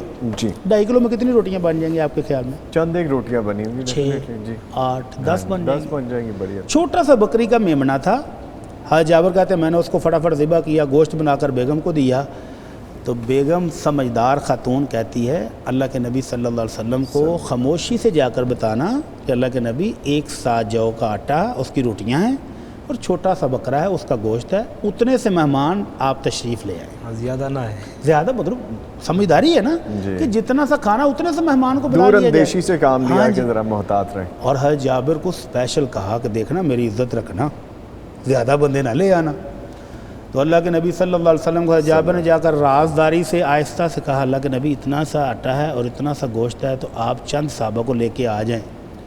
تو رحمت عالم صلی اللہ علیہ وسلم نے اونچی آواز سے اعلان کر دیا میرے صحابہ جابر نے تمہاری دعوت تیار کی ہے, آ جاؤ سارے لوگ. کتنے ہیں سارے؟ 1000 سے زائد. اللہ اکبر. اب جب وہ سارے چلے تو حضرت جابر کہتے ہیں میری دوڑ لگ گئی کہ بیگم نے تو پہلے ہی کہا تھا کہ بےزتی نہ کروا دینا. جا کر بتایا کہ اللہ کے نبی صلی اللہ علیہ وسلم کو میں نے تو رازداری سے بتایا تھا لیکن مہمان اعلان عام ہو گیا ہے تو اب کیا کریں. بیگم کہتی دیکھو میں نے تو آپ کو بتایا تھا کہ اتنا سا آٹا ہے اور اتنا سا سالن ہے, لیکن اب جس ہستی نے اعلان کیا ہے مہمان بھی ان کے ہیں, میزبان بھی وہ ہیں, ہمیں کس بات کی فکر ہے. تو اللہ کے نبی صلی اللہ علیہ وسلم تشریف لائے, اپنا مبارک لعاب سالن میں بھی ڈالا اور آٹے میں بھی ڈالا, اور جابر کی زوجہ محترمہ سے کہا کہ اپنے ساتھ روٹی پکانے والی ہمسائیاں بھی بلا لو. ان کو بھی بلا لیا گیا اور کہا ہنڈیا سے سالن نکالتے جاؤ, بس چیک نہیں کرنا. اور صحابہ کو کہا کہ 10 بیٹھو اور کھا کے تو جاتے جاؤ. 1000 سے زائد صحابہ کرام نے وہ کھانا کھایا. اور حضرت جابر کہتے ہیں ابھی آٹا اسی طرح تھا اور ہنڈیا بھی ابل رہی تھی, جوش مار رہی تھی, گوشت بھی کم نہیں. اللہ اکبر. یہ ہے برکت, یہ ہے وسعت, یہ ہے مصطفیٰ کی شفقت, یہ ہے محبت. والسلام کی برکت کے بارے میں بھٹی صاحب بڑی خوبصورت ذکر گفتگو فرما رہے تھے. سر اس پہ دوبارہ آئیں گے, ابھی مجھے چونکہ ایک وقفے کی طرف جانا ہے, اس کو کنٹینیو کریں گے ڈیفینیٹلی. حاضر ہوتے ہیں جی ایک چھوٹے سے وقفے کے بعد, ہمارے ساتھ رہیے گا.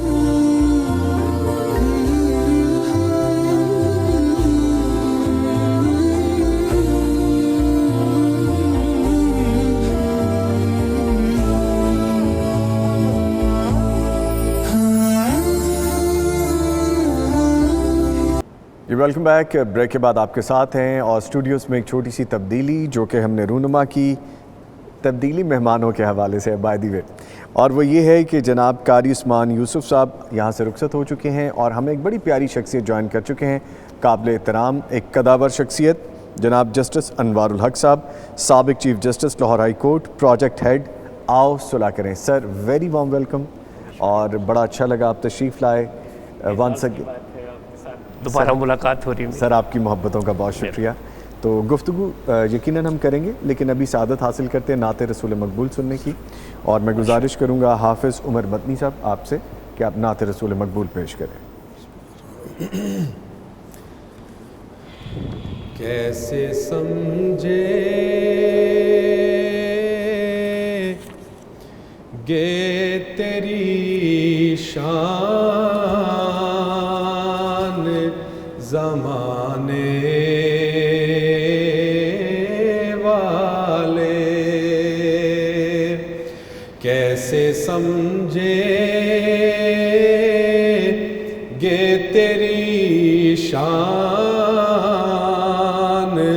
زمانے والے, کیسے سمجھے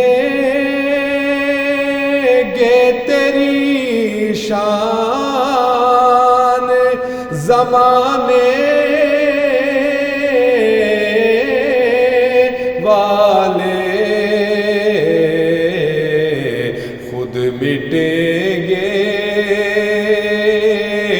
وہ تیرا نام مٹانے والے, خود مٹیں گے وہ تیرا نام مٹانے والے. سب سے اعلیٰ میرے آقا کے گھرانے والے, سب سے اعلیٰ میرے آقا کے گھرانے والے, پوری امت کو وہ فتنوں سے بچانے والے, پوری امت کو وہ فتنوں سے بچانے والے, خود مٹیں گے وہ تیرا نام مٹانے والے. اور شعر کا مزہ لیجیے گا پلیز پلیز. کہ خود مٹیں گے وہ تیرا نام مٹانے والے, اور کیا ضرورت ہے کہ ہم چاند کا جلوہ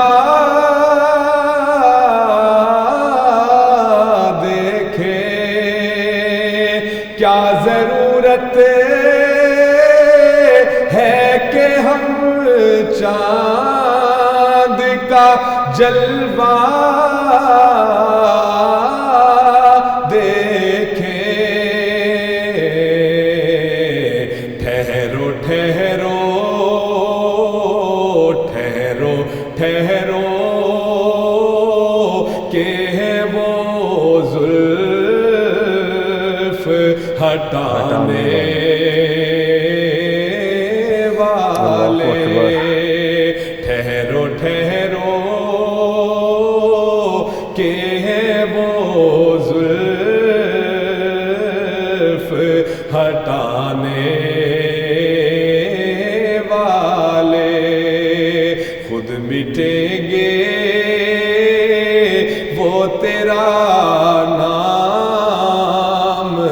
مٹانے والے. اور اہل بیت کی نظر کہ دونوں عالم میں کوئی آپ سا قاری ہی نہیں. دونوں عالم میں کوئی آپ سا قاری ہی نہیں. وقت رخصت پہ وہ قرآن سنانے والے. وقت رخصت پہ بھی قرآن سنانے والے. خاک ہو جائیں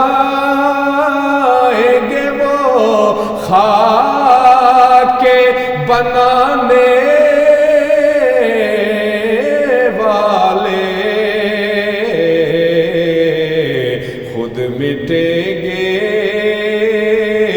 وہ تیرا نام مٹانے والے. کیسے سمجھیں گے تیری شان زمانے والے. ماشاءاللہ جزاک اللہ. کیسے سمجھیں گے تیری شان زمانے والے. بھٹی صاحب میں تھوڑا سا شامل کروں گا آپ کو گفتگو میں. محبت ہے جنہوں نے یہ لکھی, جو بھی انہوں نے اس وقت جس فیز میں جا کے لکھی. لیکن بھٹی صاحب میرا یہ ماننا اور میرا یہ یقین ہے کہ مٹانا تو بہت دور کی بات, سوچا بھی نہیں جا سکتا. اگر کسی نے سوچ بھی لیا تو وہ اس کی کم عقلی ہے, کم فہمی ہے. یہ معاملہ ایسا ہو ہی نہیں سکتا. پہلی بات تو یہ. اور دوسری بات یہ, میں آپ کو اس پہ کچھ نہیں کہہ رہا, لیکن اپنی ایک فیل ڈیفینیٹلی بیان کروں گا. جو نے لکھا یقیناً اپنی فیل پہ لکھا ہوگا. چاند کا موازنہ کہاں ہو سکتا ہے سر؟ سر کیسے ممکن ہے کہ موازنہ کیا جا سکے چاند سے؟ اصل میں شعراء حضرات کو جب خوبصورتی کو بیان کرنا ہوتا ہے نا, تو کائنات میں چاند ہی ان کو ملتا ہے. اس طرح استعمال کیا, اس سے بڑی کوئی چیز ملتی نہیں ہے. اور جو سب سے بڑی ملی آپ کہتے ہیں اس کے ساتھ بھی نہ کرے تو پھر کدھر جائیں شاید. کدھر جائیں گے. بے شک بے شک. آپ نے بہت خوبصورت پڑھا. اللہ آپ کو زندگی صحت عطا فرمائے, ترقیاں عطا فرمائے. خوبصورت انداز میں اور وہ جو آپ نے ادائیگی بات کی نا مٹانے والی, جی اللہ اکبر. نبی رحمت صلی اللہ علیہ وسلم کا لخت جگر آپ کی گود میں ہچکیاں لیتا ہو جب اللہ کو پیارا ہوا, تو آپ کے دشمنوں نے, بدبختوں نے یہ کہنا شروع کر دیا کہ نعوذ باللہ آپ کی نسل ختم ہو گئی, اب تو آپ کا نام لیوا بھی کوئی نہیں رہے گا.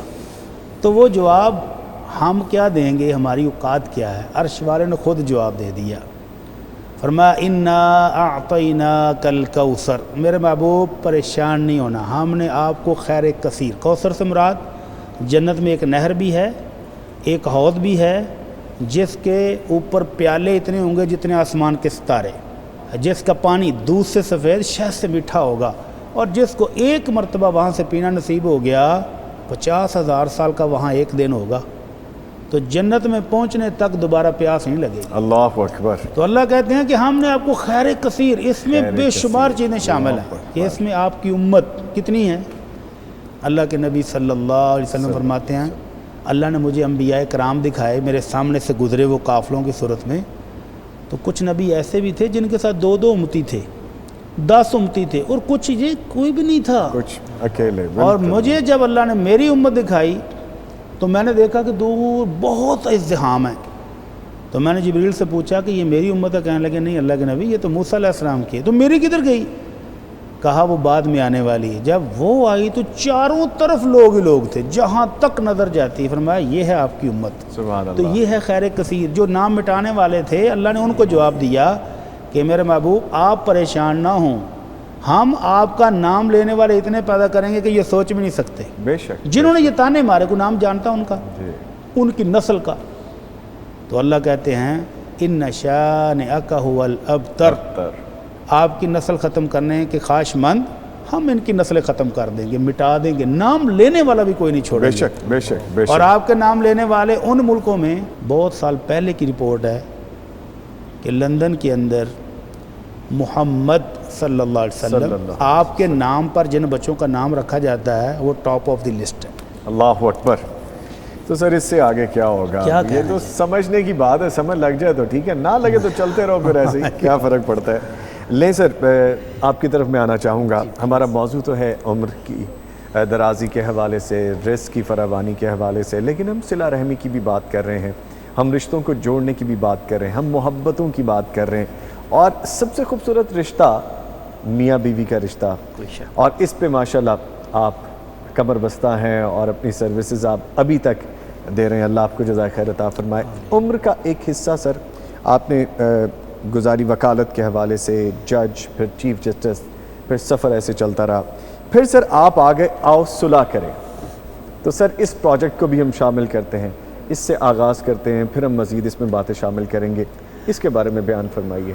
بہت شکریہ آپ کا. میں پہلے بھی آپ کے ساتھ ایک بہت طویل گفتگو اس موضوع پہ ہوئی, میرے لیے بڑے اعزاز کی بات ہے, اور میں تو میرے اس پیغام کو کسی ایک دوسرے آدمی تک پہنچانے والے کی میں بے پناہ عزت کرتا ہوں, کیونکہ یہ محبت کا پیغام ہے, صلح کا پیغام ہے, اور میری خواہش ہوتی ہے کہ لوگ زیادہ سے زیادہ اس پیغام کو بھی آگے بڑھائیں اور اس پیغام میں شامل ہو جائیں.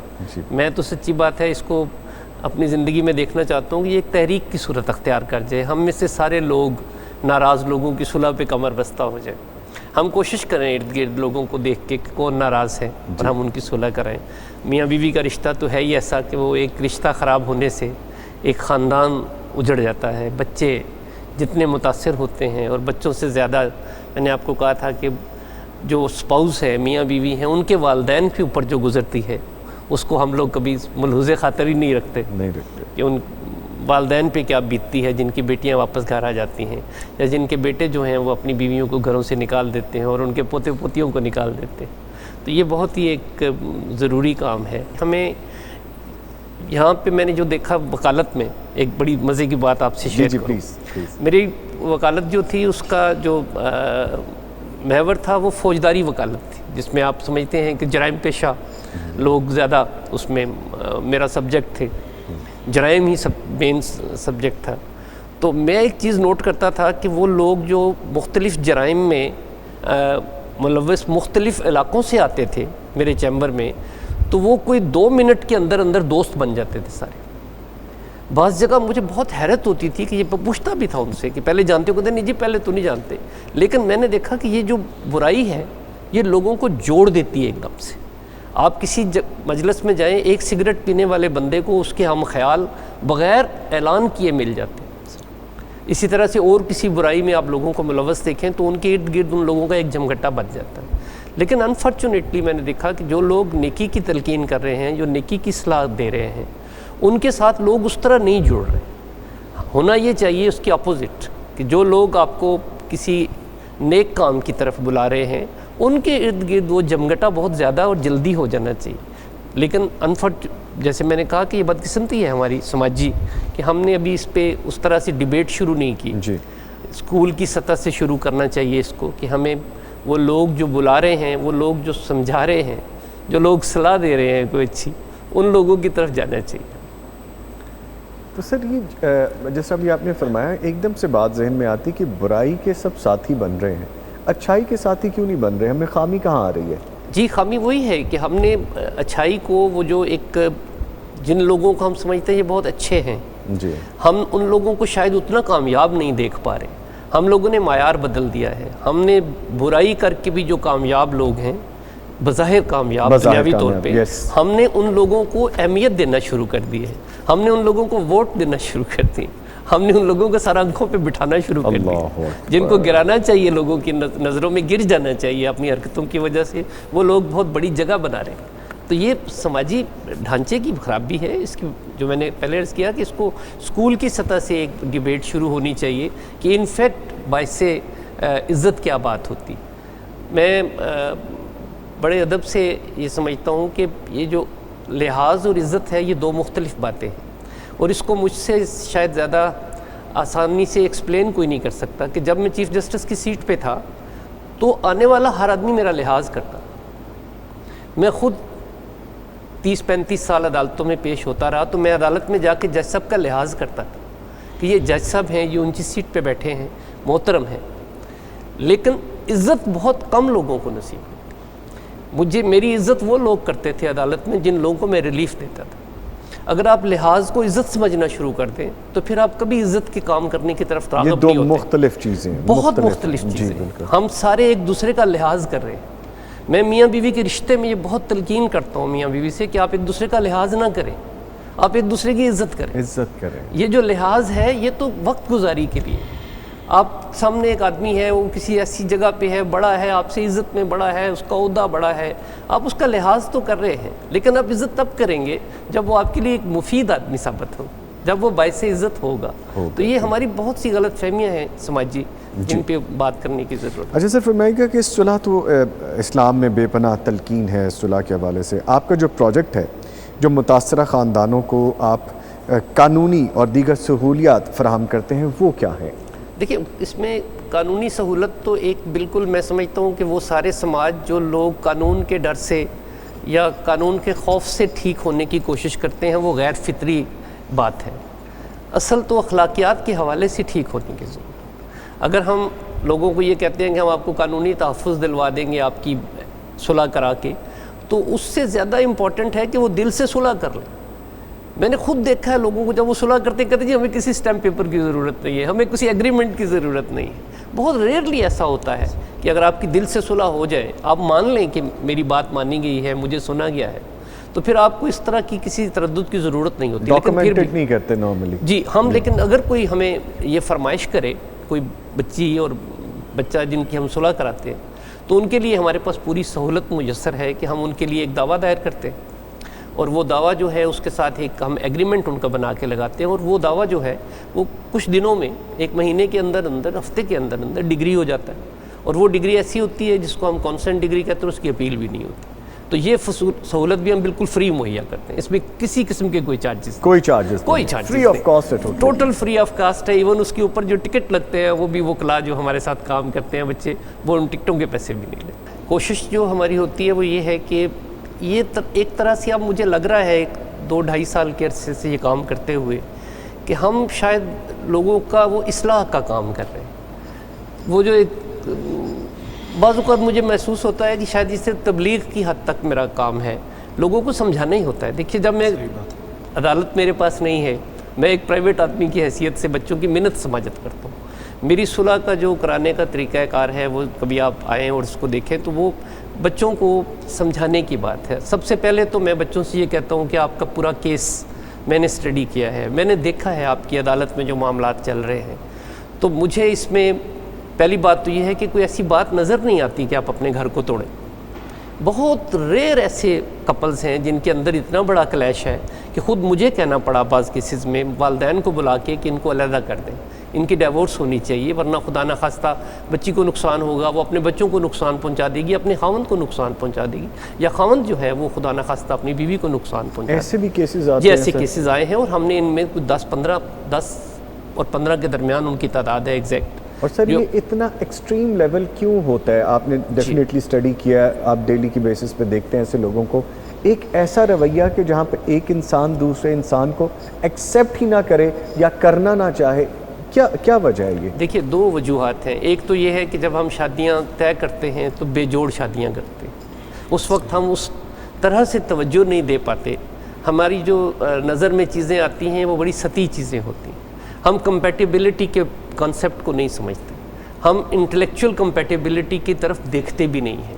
میں نے بہت سے رشتے ہوئے دیکھے ہیں کہ جو بچوں کے پاس اگر باہر کی اچھی سروس ہے، جاب ہے، یا کسی کی اچھا بزنس ہے، لیکن وہ بالکل ان پڑھ بھی ہے، تو ایک بہت پڑھی لکھی بچی سے اس کی شادی ہو جاتی ہے. یہ بہت اچھی بات ہے. ان پڑھ ہونا یا اپنے کاروبار میں صرف کامیاب ہونا یہ ایک اور طرح کی کوالٹی، لیکن ہمیں اپنی بچیوں سے پوچھنا چاہیے، ہمیں اپنی بیٹیوں سے مشورہ کرنا چاہیے کہ بیٹا آپ کی شادی ہم کر رہے ہیں ایک ایسے آدمی ساتھ، تو وہ اس کی انٹلیکچوئل کمپیٹیبلٹی کو اگر ایکسیپٹ کرتی ہے تو وہ ٹھیک ہے, بے جوڑ نہ ہو رشتہ بے جوڑ نہیں ہونا چاہیے. رشتوں میں جو ایک ہم آہنگی ہے وہ ضرور ہونی چاہیے. ہم بعض جگہوں پہ ایسی شادیاں کر رہے ہیں کہ وہ بچیاں وہاں سے واپس آ کے ہمیں یہ کہتی ہیں کہ وہ لوگ ہمیں ایکسیپٹ کرنے کو تیار نہیں ہیں, وہ ہمیں تانے دیتے ہیں, وہ ہمیں سماجی ہماری جو حیثیت ہے اس کے حوالے سے وہ خاندان ہمیں ایکسیپٹ نہیں کر رہا. تو یہ چیزیں جو ہیں یہ بہت خطرناک ہے. بعض لوگوں نے مختلف مسالک میں شادیاں کی ہیں, میں آپ کی وضاحت سے عرض کروں تو وہاں کمپلیکیشنز ہوئی. ہمارے پاس کچھ کیس ہیں جن میں بہت زیادہ یہ سیریس ایشو آیا ہے کہ اب جو بچہ ہے اس کا مسلک کیا ہوگا. اب بچی نے نماز گھر میں پڑھنی ہے تو وہ کس طرح سے نماز کی ادائیگی کرے کہ اس کے سسرال والے اس کو اعتراض نہ کریں اس پہ.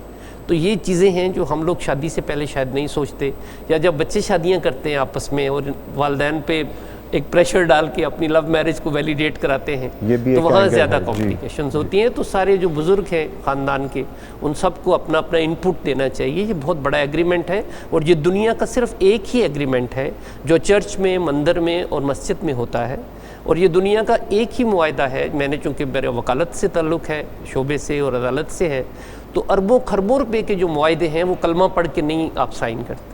یہ واحد معاہدہ ہے دنیا کا جس کو آپ اپنا کلمہ پڑھ کے, آپ اپنی آیات کی تلاوت کر کے اس کو دستخط کرتے ہیں اور سن کے دستخط کرتے ہیں. تو یہ اس کا مطلب ہے, اس کا تقدس بہت زیادہ ہے.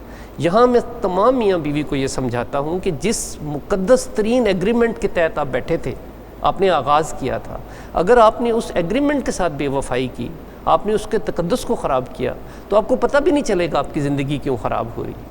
پہلے تو آپ اس رشتے کو اس جگہ پہ لے کے آئیں کہ ہم نے جب ہاں کہا, اور ایک دفعہ نہیں کہا. کوئی بھی مولوی صاحب ہوں گے جو نکاح پڑھوا رہے ہوں گے, کوئی آپ کے بزرگ نکاح پڑھوا رہے ہوں گے, کہتے 3 دفعہ کہو. اس کے پیچھے لاجک ہے پوری کہ کسی کو یہ نہ ہو گمان کہ میری شادی زبردستی میں ہو رہی. تو اس کے بعد اگر ہم اس رشتے کی حرمت کو قائم نہیں رکھتے, ہم اس قسم کی حرمت کو قائم نہیں. دیکھیے میں نے ججز کو دیکھا ہے, میں نے سیاستدانوں کو دیکھا ہے, بڑے بڑے لوگوں کو دیکھا ہے جو حلف کے تابع اپنا کام شروع کرتے ہیں. ہم سارے جج حلف اٹھانے کے بعد اپنا, حلف کی بہت بڑی سینکٹیٹی ہے, حلف کا بہت بڑا بوجھ ہے. یہ کوئی مذاق والی بات نہیں ہے کہ آپ کو ایک حلف کے تابع بٹھا دیا جائے. کتنا مشکل مرحلہ ہے زندگی کا کہ آپ ایک عام زندگی سے نکل کے ایک دم سے ایک حلف کے نیچے بیٹھ گئے, اور اب آپ کا ہر فعل جو ہے اور آپ کا سارا کام جو ہے وہ اس حلف کے سامنے ہے. آپ نے سارے 2 لوگوں کے سامنے ایگریمنٹ ہو تو وہ قانون کی نظر میں ایگزیکیوٹیبل ایگریمنٹ ہے. آپ اس کو لکھیں یا نہ لکھیں, سائن کریں یا نہ کریں. اگر 2 لوگ آپس میں معاہدہ کریں اور کوئی ایک فریق مکر جائے تو اب 2 گواہ لے کے عدالت میں چلے جائیں تو وہ معاہدہ جو ہے اس کی ایگزیکیوشن ہو سکتی جی. لیکن ہم اتنے بڑے مجمع کے سامنے بیٹھ کے حلف اٹھا کے ایک بات کر رہے ہیں اور اس سے مکر جاتے ہیں, تو پھر بعد میں سوچتے ہیں کہ ہمارے گھر جو ہے اس میں خوشی کیوں نہیں آ رہی. اور اس کی بھی ایک اور وجہ میں آپ کو عرض کرنا چاہوں گا کہ خوشی اور کامیابی کا بھی فرق ہے. ہم لوگ کامیابی میں خوشی تلاش کرتے ہیں. یہ 2 مختلف باتیں. جیسے میں نے لحاظ اور عزت کا فرق بتایا ہے, اسی طرح ایگزیکٹلی یہ 2 مختلف باتیں. آپ یہ بالکل نہیں سوچنا چاہیے کہ ایک کامیاب آدمی جو ہے وہ باعث عزت بھی ہو سکتا ہے. بڑے بڑے کامیاب لوگ ہیں جو آپ کی اور میری نظر میں باعث عزت نہیں. بہت سی مثالیں, میں کسی مثال میں نہیں جانا چاہتا, لیکن ہمارے ارد گرد ایسی ہزاروں مثالیں بکھری ہوئی ہیں کہ آپ ایسے لوگ جو بیچارے بالکل بظاہر دنیا میں دنیا داری کے حساب سے کچھ نہیں ہے, وہ آپ کے لیے بے تحاشا قابل احترام ہے. میری عدالت میں آنے والے جس آدمی کے بارے میں مجھے پتہ چلا یہ استاد ہے, میں نے ان کو عدالت میں سیٹ دی, یہ ساری دنیا کو پتہ ہے, یہ 9-10 سال میں یہ کرتا رہا ہوں.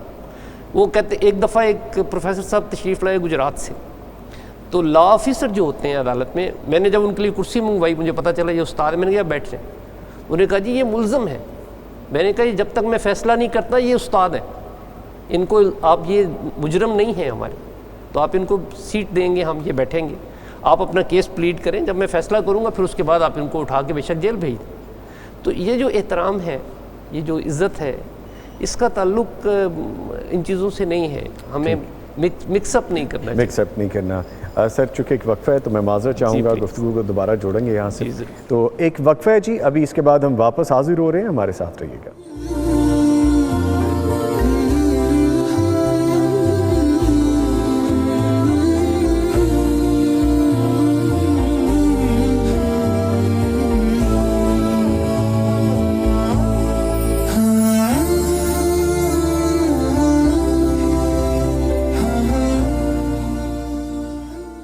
Welcome back. بریک کے بعد آپ کے ساتھ ہیں اور یہاں پہ صلہ رحمی کی بات ہو رہی ہے, رشتے جوڑنے کی بات ہو رہی ہے.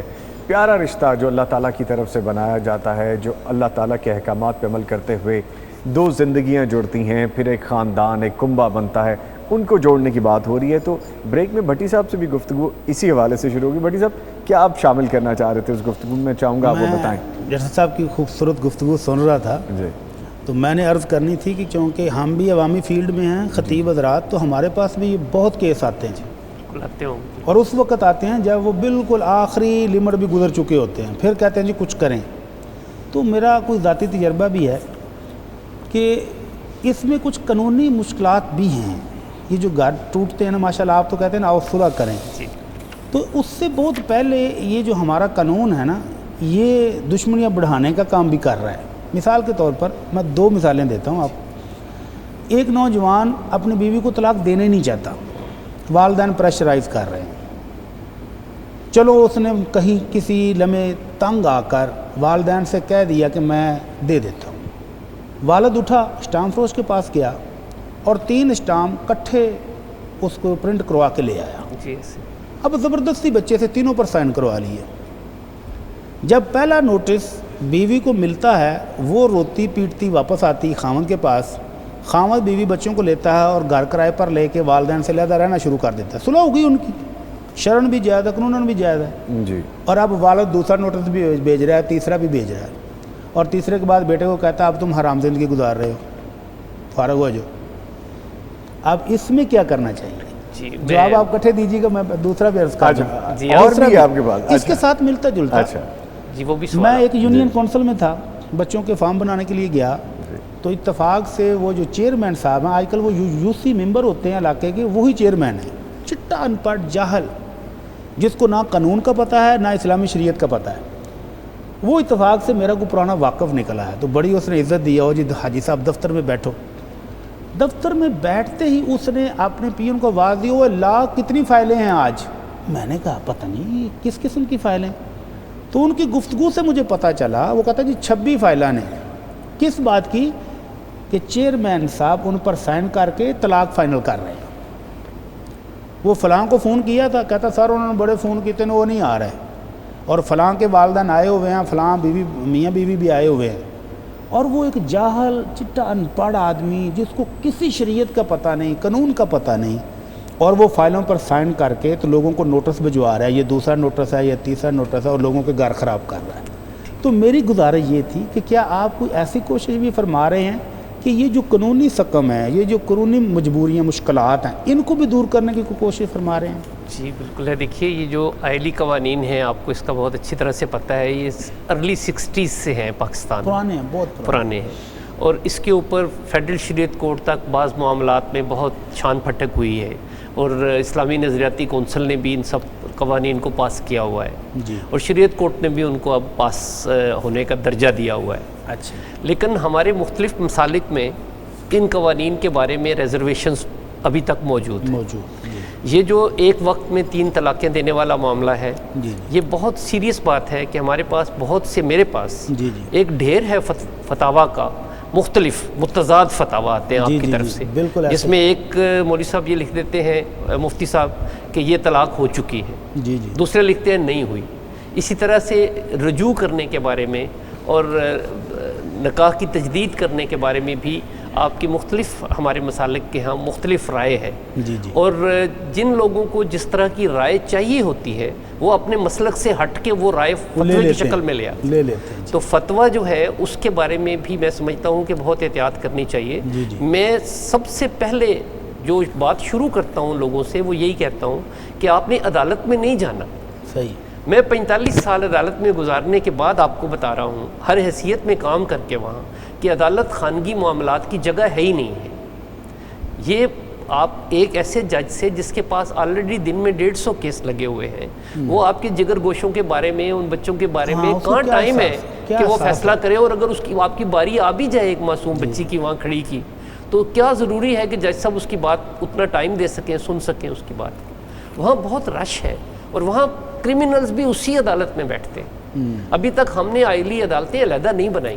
میں نے ایک کوشش کی تھی, شام کی عدالت بنائی تھی یہاں لاہور میں, صرف ان بچوں کے لیے جن کے والدین کا آپس میں ڈسپیوٹ ہوتا ہے کہ وہ شام کو آ جائیں اور آ کے اپنے معاملات کو دکھا دیں، کیونکہ دن میں بچے اور بچیاں جو کام پہ جاتے تھے لوگ، وہ بہت حرج ہوتا تھا ان کا۔ لیکن آئلی معاملات میں، بچوں کے معاملات میں، گارڈین کے معاملات میں عدالت وہ مقام ہے ہی نہیں کہ جہاں سے آپ کے ڈسپیوٹ کو ریزالو ہونا ہو۔ آپ کے معاملات حل ہو سکتے ہیں اپنے بزرگوں کے ساتھ بیٹھ کے، غیر جانبدار لوگوں کے ساتھ بیٹھ کے۔ میں کہتا ہوں تمام ریٹائرڈ لوگ پاکستان میں، تمام لوگ، اس کے لیے کوئی شرط نہیں ہے وکیل ہونے کی، جج ہونے کی، صرف مخلص ہونے کی شرط ہے کہ آپ اپنے دروازے پہ لکھ کے لگا دیں کہ میں لوگوں کی صلح کرانے کے لیے بیٹھا ہوں، آپ تشریف لائیں، اور اس کا کوئی معاوضہ نہیں میں لیتا، میں ریٹائرڈ آدمی۔ آپ یقین کریں لوگ آپ کے پاس آئیں گے۔ میں اس تجربے کی وجہ سے کہہ رہا ہوں کہ جس طرح میرے پیچھے رش ہے، جس طرح لوگ بیچارے مجھے سفارشی فون کراتے ہیں، مجھے شرمندگی ہوتی ہے کہ میں تو ان کی تلاش میں مارا پھرتا ہوں کہ یا اللہ مجھے وہ جو اتنی عزت ملی زندگی میں، اب اتنی زندگی دے دو کہ میں اس کو واپس کر سکوں۔ آمین۔ اچھا سر، ایک چیز اور ایڈ کیجیے گا یہاں پہ، جیسے ابھی بھٹی صاحب نے کہا، یہ بڑا آئی اوپننگ ہے کہ ایک ایسا شخص جس کو دین کا پتہ نہیں ہے، جس کو دنیاوی علوم کا پتہ نہیں ہے، اور جس کو قانون کی بیسک کا ہی پتہ نہیں ہے، وہ کیسے سگنیچرز کر کے لوگوں کے خاندانوں کو ختم کر رہے ہیں۔ خاندان ختم کرنے والی بات ہے، ایک کنبے کو ختم کرنے والی بات ہے، اس پہ ہم کس طرح سے اوور کم کر سکتے ہیں؟ جی، اس کا ایک تو طریقہ یہ ہے کہ جو قانون میں جو چیزیں لکھی ہوئی ہیں ایگزیکٹلی اس کے مطابق عمل درآمد کیا جائے، جو بھی لکھا ہوا ہے، اور اس میں آپ اپنی رائے کو، آپ اپنے مسلک کو پھر ایک کنٹرڈکشن پیدا نہ کریں۔ اس میں آپ یہ کہیں کہ اس کو عدالت میں لے جائیں، بے شک جج صاحب کے پاس لے جائیں، فیملی کورٹس بیٹھی ہوئی ہیں، اگر آپ کو کسی جگہ پہ کوئی ایسا فقہی مسئلہ آ جاتا ہے تو آپ جج سے فیصلہ کروا لیں اس کا، تاکہ آپ کے پاس ایک عدالتی سند آ جائے، آپ کے پاس اتھینٹیکیشن ہو جائے۔ ورنہ اگر آپ یہ کریں گے کہ آپ مختلف مفتیان کرام سے جا کے فتویٰ لا کے ایک جگہ پہ اپنا فائدہ اٹھانے کی کوشش کریں گے تو اس سے مسئلے حل نہیں ہوتے۔ میں یہ عرض کر رہا تھا کہ ہمیں جو لوگوں کو سمجھانے کی بات ہے، چاہے وہ علماء کرام کے پاس آئیں، مساجد کے امام صاحبان کے پاس آئیں، ان کو آپ کو کہنا چاہیے کہ آپ اپنے، دیکھیے ایک بات میں آپ کو اور بتا دوں، میاں بیوی کے درمیان دشمنی نہیں ہوتی، اختلاف رائے ہوتا ہے۔ بعض چیزوں کے اوپر اختلاف ہونا اکٹھے رہنے والے لوگوں میں کوائٹ نیچرل بات ہے، یہ بالکل فطری بات ہے کہ دو لوگ اکٹھے رہیں گے، ان میں اختلاف پیدا ہو سکتا ہے۔ اب اس اختلاف کو جب وہ عدالت میں جاتے ہیں تو ہمارے جو وکلا صاحبان ہیں وہ بالکل دشمنی کا درجہ دے دیتے ہیں۔ اتنی خطرناک باتیں لکھی جاتی ہیں دعووں میں اور جواب دعووں میں کہ وہ دونوں بیچارے خود بھی پڑھ کے لرز جاتے ہیں، لیکن ان کو کہا جاتا ہے نہیں، یہ تم نے یوں ہی لکھنا ہے تو تمہیں فائدہ ہوگا۔ میں قطع کلامی معاف، مجھے آپ کی بات سے ایک دلچسپ بات یاد آ گئی۔ ابھی تھوڑے دن پہلے ایک وکیل صاحب میرے پاس آئے تو وہ خلا کا پیپر تھا، کہتے ہیں جی یہ آپ بھی پڑھ لیں۔ جب میں خود بھی وکیل ہوں، اس لیے آپ نے احتیاط سے بات کرنی ہے، اتنی بات کرنی ہے جتنی بتانے والی ہے۔ ضرور جی، ویلکم۔ کہ وہ ایک بہت معروف ادارے سے خلع کا پیپر بنوا کے لائے تھے جو انہوں نے عدالت میں پیش کرنا تھا، اور مزیدار بات اس میں یہ لکھی ہوئی تھی کہ بچہ باہر ہے اور بچی ادھر ہے، شادی کے 1 ماہ بعد بچہ واپس چلا گیا اور اب کافی عرصے کے بعد وہ خلا لینا چاہ رہی ہے، اور اس کے اندر یہ لکھا ہوا تھا کہ خامد گالی گلوچ کرتا ہے اور بہت مارتا پیٹتا ہے۔ جی جی، بہت متضاد باتیں ہیں۔ میں نے کہا وکیل صاحب بچہ ادھر بیٹھا ہوا ہے ہزاروں میل دور، مارتا کیسے ہے؟ کوئی جن بھیجتا ہے وہاں سے۔ ساڈی مجبوری ہے، نہ لیے تو پھر کھلے دے پیپر فائنل نہیں ہوندے۔ اچھا سر، اس لائٹر نوٹ کے ساتھ ایک چیز اور ایڈ کر لیں کہ ابھی ہمارے ہم سوشل جو ہمارا معاشرہ ہے، اس کی اگر ہم بات کریں تو جو ڈیورس کے بہت سارے کیسز آ رہے ہیں، مجھ سے بہتر آپ جانتے ہیں سر، یہ رجحان کیوں بڑھ رہا ہے؟ کیا کانسیپٹ کیا ہے؟ ایکسیپٹنس نہیں ہے، ہم ایک دوسرے کو سن نہیں رہے، ہم ایک دوسرے کو اسپیس نہیں دے رہے، آئدر وہ جو میاں بیوی ہیں وہ ایک دوسرے کے ساتھ رہنا نہیں چاہ رہے، یا وہ فیملیز ہی نہیں چاہ رہی کہ ایک میاں بیوی کا جو جوڑا ہے اکٹھے رہ سکے؟ کیا وجوہات کیا ہیں؟ سب سے بڑی وجہ ہے وہ، اس کو تو میں اس کو ہٹا ہی نہیں سکتا اس وجہ کو، وہ ہے ایگو انسان کی۔ یہ ایک بلٹ ان پرابلم ہے کہ ہر بندہ اپنے آپ کو بہتر اور سپیریئر سمجھنے کے چکر میں ہے، وہ سمجھتا ہے مجھ سے بڑا، مجھ سے عقل مند کوئی نہیں ہے، اور یہ دونوں میاں بیوی کے درمیان یہ پرابلم ہوتا ہے۔ دوسری بات ہے کہ ہمارے ہاں ٹالرنس کم ہو رہی، ہمارے ہاں برداشت ختم ہو گئی۔ آپ عام زندگی میں دیکھیں، گلی گلی میں جگہ جگہ کسی دکان پہ کھڑے ہو جائیں تو آپ کو لوگ یوں لگتا ہے لڑ رہے ہیں آپس میں، ہم بات کرتے ہیں تو لگتا ہے خدا نخواستہ ایک دوسرے کے ساتھ بحث کر رہے ہیں، ہم سن نہیں رہے کسی کی بات۔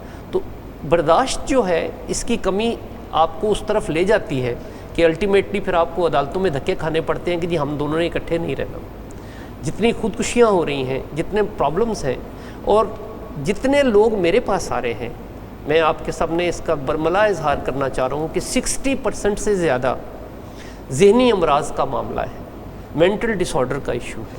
ہم لوگوں کو کہتے ہیں بڑے احترام سے کہ آپ کو ڈاکٹر صاحب کے پاس جانا چاہیے، کوئی میڈیسن لینا چاہیے، آپ کی بریک فیل ہو گئی. دونوں میاں بیوی مجھے کہتے ہیں کہ جی بس چھوٹی سی بات تھی، شروع ہوئی، بچے کے اسکول جانے کا مسئلہ تھا، ناشتے کے انڈے بنانے کا مسئلہ تھا، بات اس حد تک آ گئی کہ اب ہم طلاق کے لیے عدالت میں بیٹھے ہوئے. تو ان کو میں پوچھتا ہوں کہ وہ کہاں پہ بریک لگانا ضروری تھی جہاں آپ نے نہیں لگائی. تو ذرا سا سمجھانے سے دونوں کو سمجھ آ جاتی ہے کہ ہمیں اس وقت کہاں پہ بریک لگانی چاہیے. لیکن یہ بریک خراب ہونے کا جو سسٹم ہے، اس کا براہ راست تعلق مینٹل ڈس آرڈر سے ہے. ہم میں سے اکثر لوگوں کی بریک پوری طرح کام نہیں کرتے.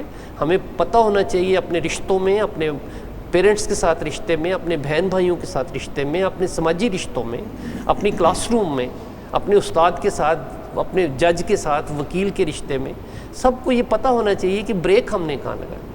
تو یہ بریک اگر خدا نخواستہ آپ کو لگتا ہے کہ آپ لگانا تو چاہتے ہیں لیکن لگ نہیں رہی، آپ لگ نہیں رہی، تو آپ سوچئے کہ اگر آپ کو کوئی رولز رائس گاڑی بھی گفٹ میں دے دے جس کی بریک نہ ہو تو آپ کبھی اس میں سفر کرنا پسند نہیں کریں. پھر ٹھوکے گی سیدھی سیدھی. اور پھر یہ جو گاڑیاں میاں بیوی کی جو ہیں، ان میں جو بریک فیل ہیں، ان کے آگے معصوم بچے کھڑے ہیں، ان کے اپنے پیدا کیے ہوئے، پوری فیملی اپنے پیدا کیے ہوئے بچے، جن بچوں کی طرف اگر آپ آنکھ اٹھا کے دیکھیں تو آپ کی آنکھ نکال لیں پیرنٹس، اور وہ دونوں اس طرح بے حس ہو جاتے ہیں عدالت میں کھڑے ہو کے.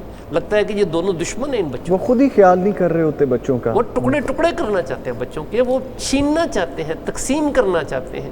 اس وقت ان کو بالکل خیال تک نہیں آتا کہ ہم یہ کر کیا رہے ہیں. سر جیسے آپ فرما رہے ہیں مینٹل ڈس آرڈر کے حوالے سے ایک ڈائلیما یہ بھی ہے بھٹی صاحب، عبدالقیوم صاحب، ہماری سوسائٹی کا، ہم لوگ بہت افینڈ ہو جاتے ہیں اس چیز سے، بڑا برا فیل کرتے ہیں کہ میں کسی ذہنی امراض کے ڈاکٹر کے پاس جاؤں گا، میں کسی سائیکیٹرسٹ کے پاس جاؤں گا، میں کاؤنسلنگ کے پاس جاؤں گا. اچھا اس میں پھر اور بہت سی چیزیں سر ہم اپنے بڑوں کے پاس بیٹھنا چھوڑ چکے ہیں. ہم اپنے ایسے خونی رشتے جو بہن ہے، بھائی ہے، جن سے بانڈنگ ہے، آپ بیٹھ کے اپنی بہت ساری چیزیں سلجھا سکتے ہیں، گفتگو کر سکتے ہیں، ان سے گائیڈ، ہم نے دوری اختیار کر لی ہے. نظامی صاحب میں اس میں نا سر کی گفتگو ماشاءاللہ بہت ہی مفید تھی. جی مجھے نا قرآن مجید کی ایک آیت میرے ذہن میں آئی کہ یہ جو تنازعات ہیں، اس طرح کی جو تنازع ہو جاتے ہیں گھروں میں میاں بیوی کے، اس میں جو سب سے پہلے نمبر پہ تو انہیں خود ہی وہ حل کر لینا چاہیے. لیکن اگر ان دونوں سے معاملہ جو ہے اب وہ نکل چکا ہے تو قرآن مجید، بھٹی صاحب آپ میری تصحیح کریں گے، فَبْعَثُوا حَكَمًا مِّنْ أَهْلِهِ وَحَكَمًا مِّنْ أَهْلِهَا، شاید اس طرح کے الفاظ ہیں. دونوں سائڈ سے کہ ایک دونوں ثالث بزرگ مقدس انہیں چاہیے کہ وہ ان دونوں کا یہ جو ایک مسئلہ بن گیا ہے، ایک تنازع کھڑا ہو گیا ہے، تو جو اس فیملی کے جو بزرگ ہیں انہیں چاہیے کہ وہ اس مسئلے کو حل کریں. تو شاید سر بھی جو یہ کام کر رہے ہیں، یہ بہت بڑا کام ہے، شاید نہیں یقیناً کہہ رہے ہیں، بلکہ وہ آگے بتا بھی دیں گے اس کے بارے میں. تو یہ جو ہے شاید قرآن مجید کی یہ جو آیت ہے جو ان بزرگوں کو ان تنازعات کو حل کرنا چاہیے، تو یہ جو او صلح کریں کہ یہ جو ایک پلیٹ فارم مہیا کر رہے ہیں، یہ اس کی ایک عملی صورت ہم کسی لحاظ سے کہہ سکتے ہیں. اچھا کمی کہاں آ رہی بھلا؟ اب آج کے بزرگ یہ سمجھتے ہیں بچوں کی شادی ہو گئی ہے، ہم فارغ ہو گئے. میں کہا کرتا ہوں آپ کی ذمہ داری بڑھ گئی ہے. صحیح. پہلے آپ صرف اپنی فیملی دیکھتے تھے، اب اگر آپ کے 5 بچے شادی شدہ ہیں تو آپ 6 فیملیوں کو دیکھ رہے ہیں. آپ کی ذمہ داری ختم نہیں ہوئی، کئی گنا بڑھ گئی ہے. ان بچوں کو آپ کے تجربات کی ضرورت ہے، ہدایات کی ضرورت ہے، شفقت کی ضرورت ہے. اور اگر والدین ہی کہیں بھائی اپنی زندگی گزارو، ہمیں نہیں کچھ پتہ، تو پھر وہ تو 4 دن بھی نہیں نکالتے. اور اگر ان بزرگوں کی شفقت موجود ہو، ان کا اوپر دست شفقت موجود ہو، وہ چیک کر رہے ہوں کہ غلطی کون کر رہا ہے، تو پھر سارا کچھ ٹھیک رہتا ہے. پھر اس کے لیے دانش ہونا، تجربات ہونا، شفقت اگر ہو تو باقی چیزیں کم بھی ہو تو چل جاتا ہے. اچھا بھٹی صاحب، یہ 2 طرح کے یہ بھی بزرگ پائے جا رہے ہیں نا سوسائٹی میں، بھی 2 طرح کے پائے جا رہے ہیں. بلکہ میں سر کو بھی کہوں گا وہ مزید ڈیٹیل میں بتائیں گے. ایک تو وہ جو پہلے تو کوشش کرتے ہیں کہ بچوں کے معاملات ہینڈل کر لیں، ان کو جوڑ کے رکھیں، ملا کے رکھیں.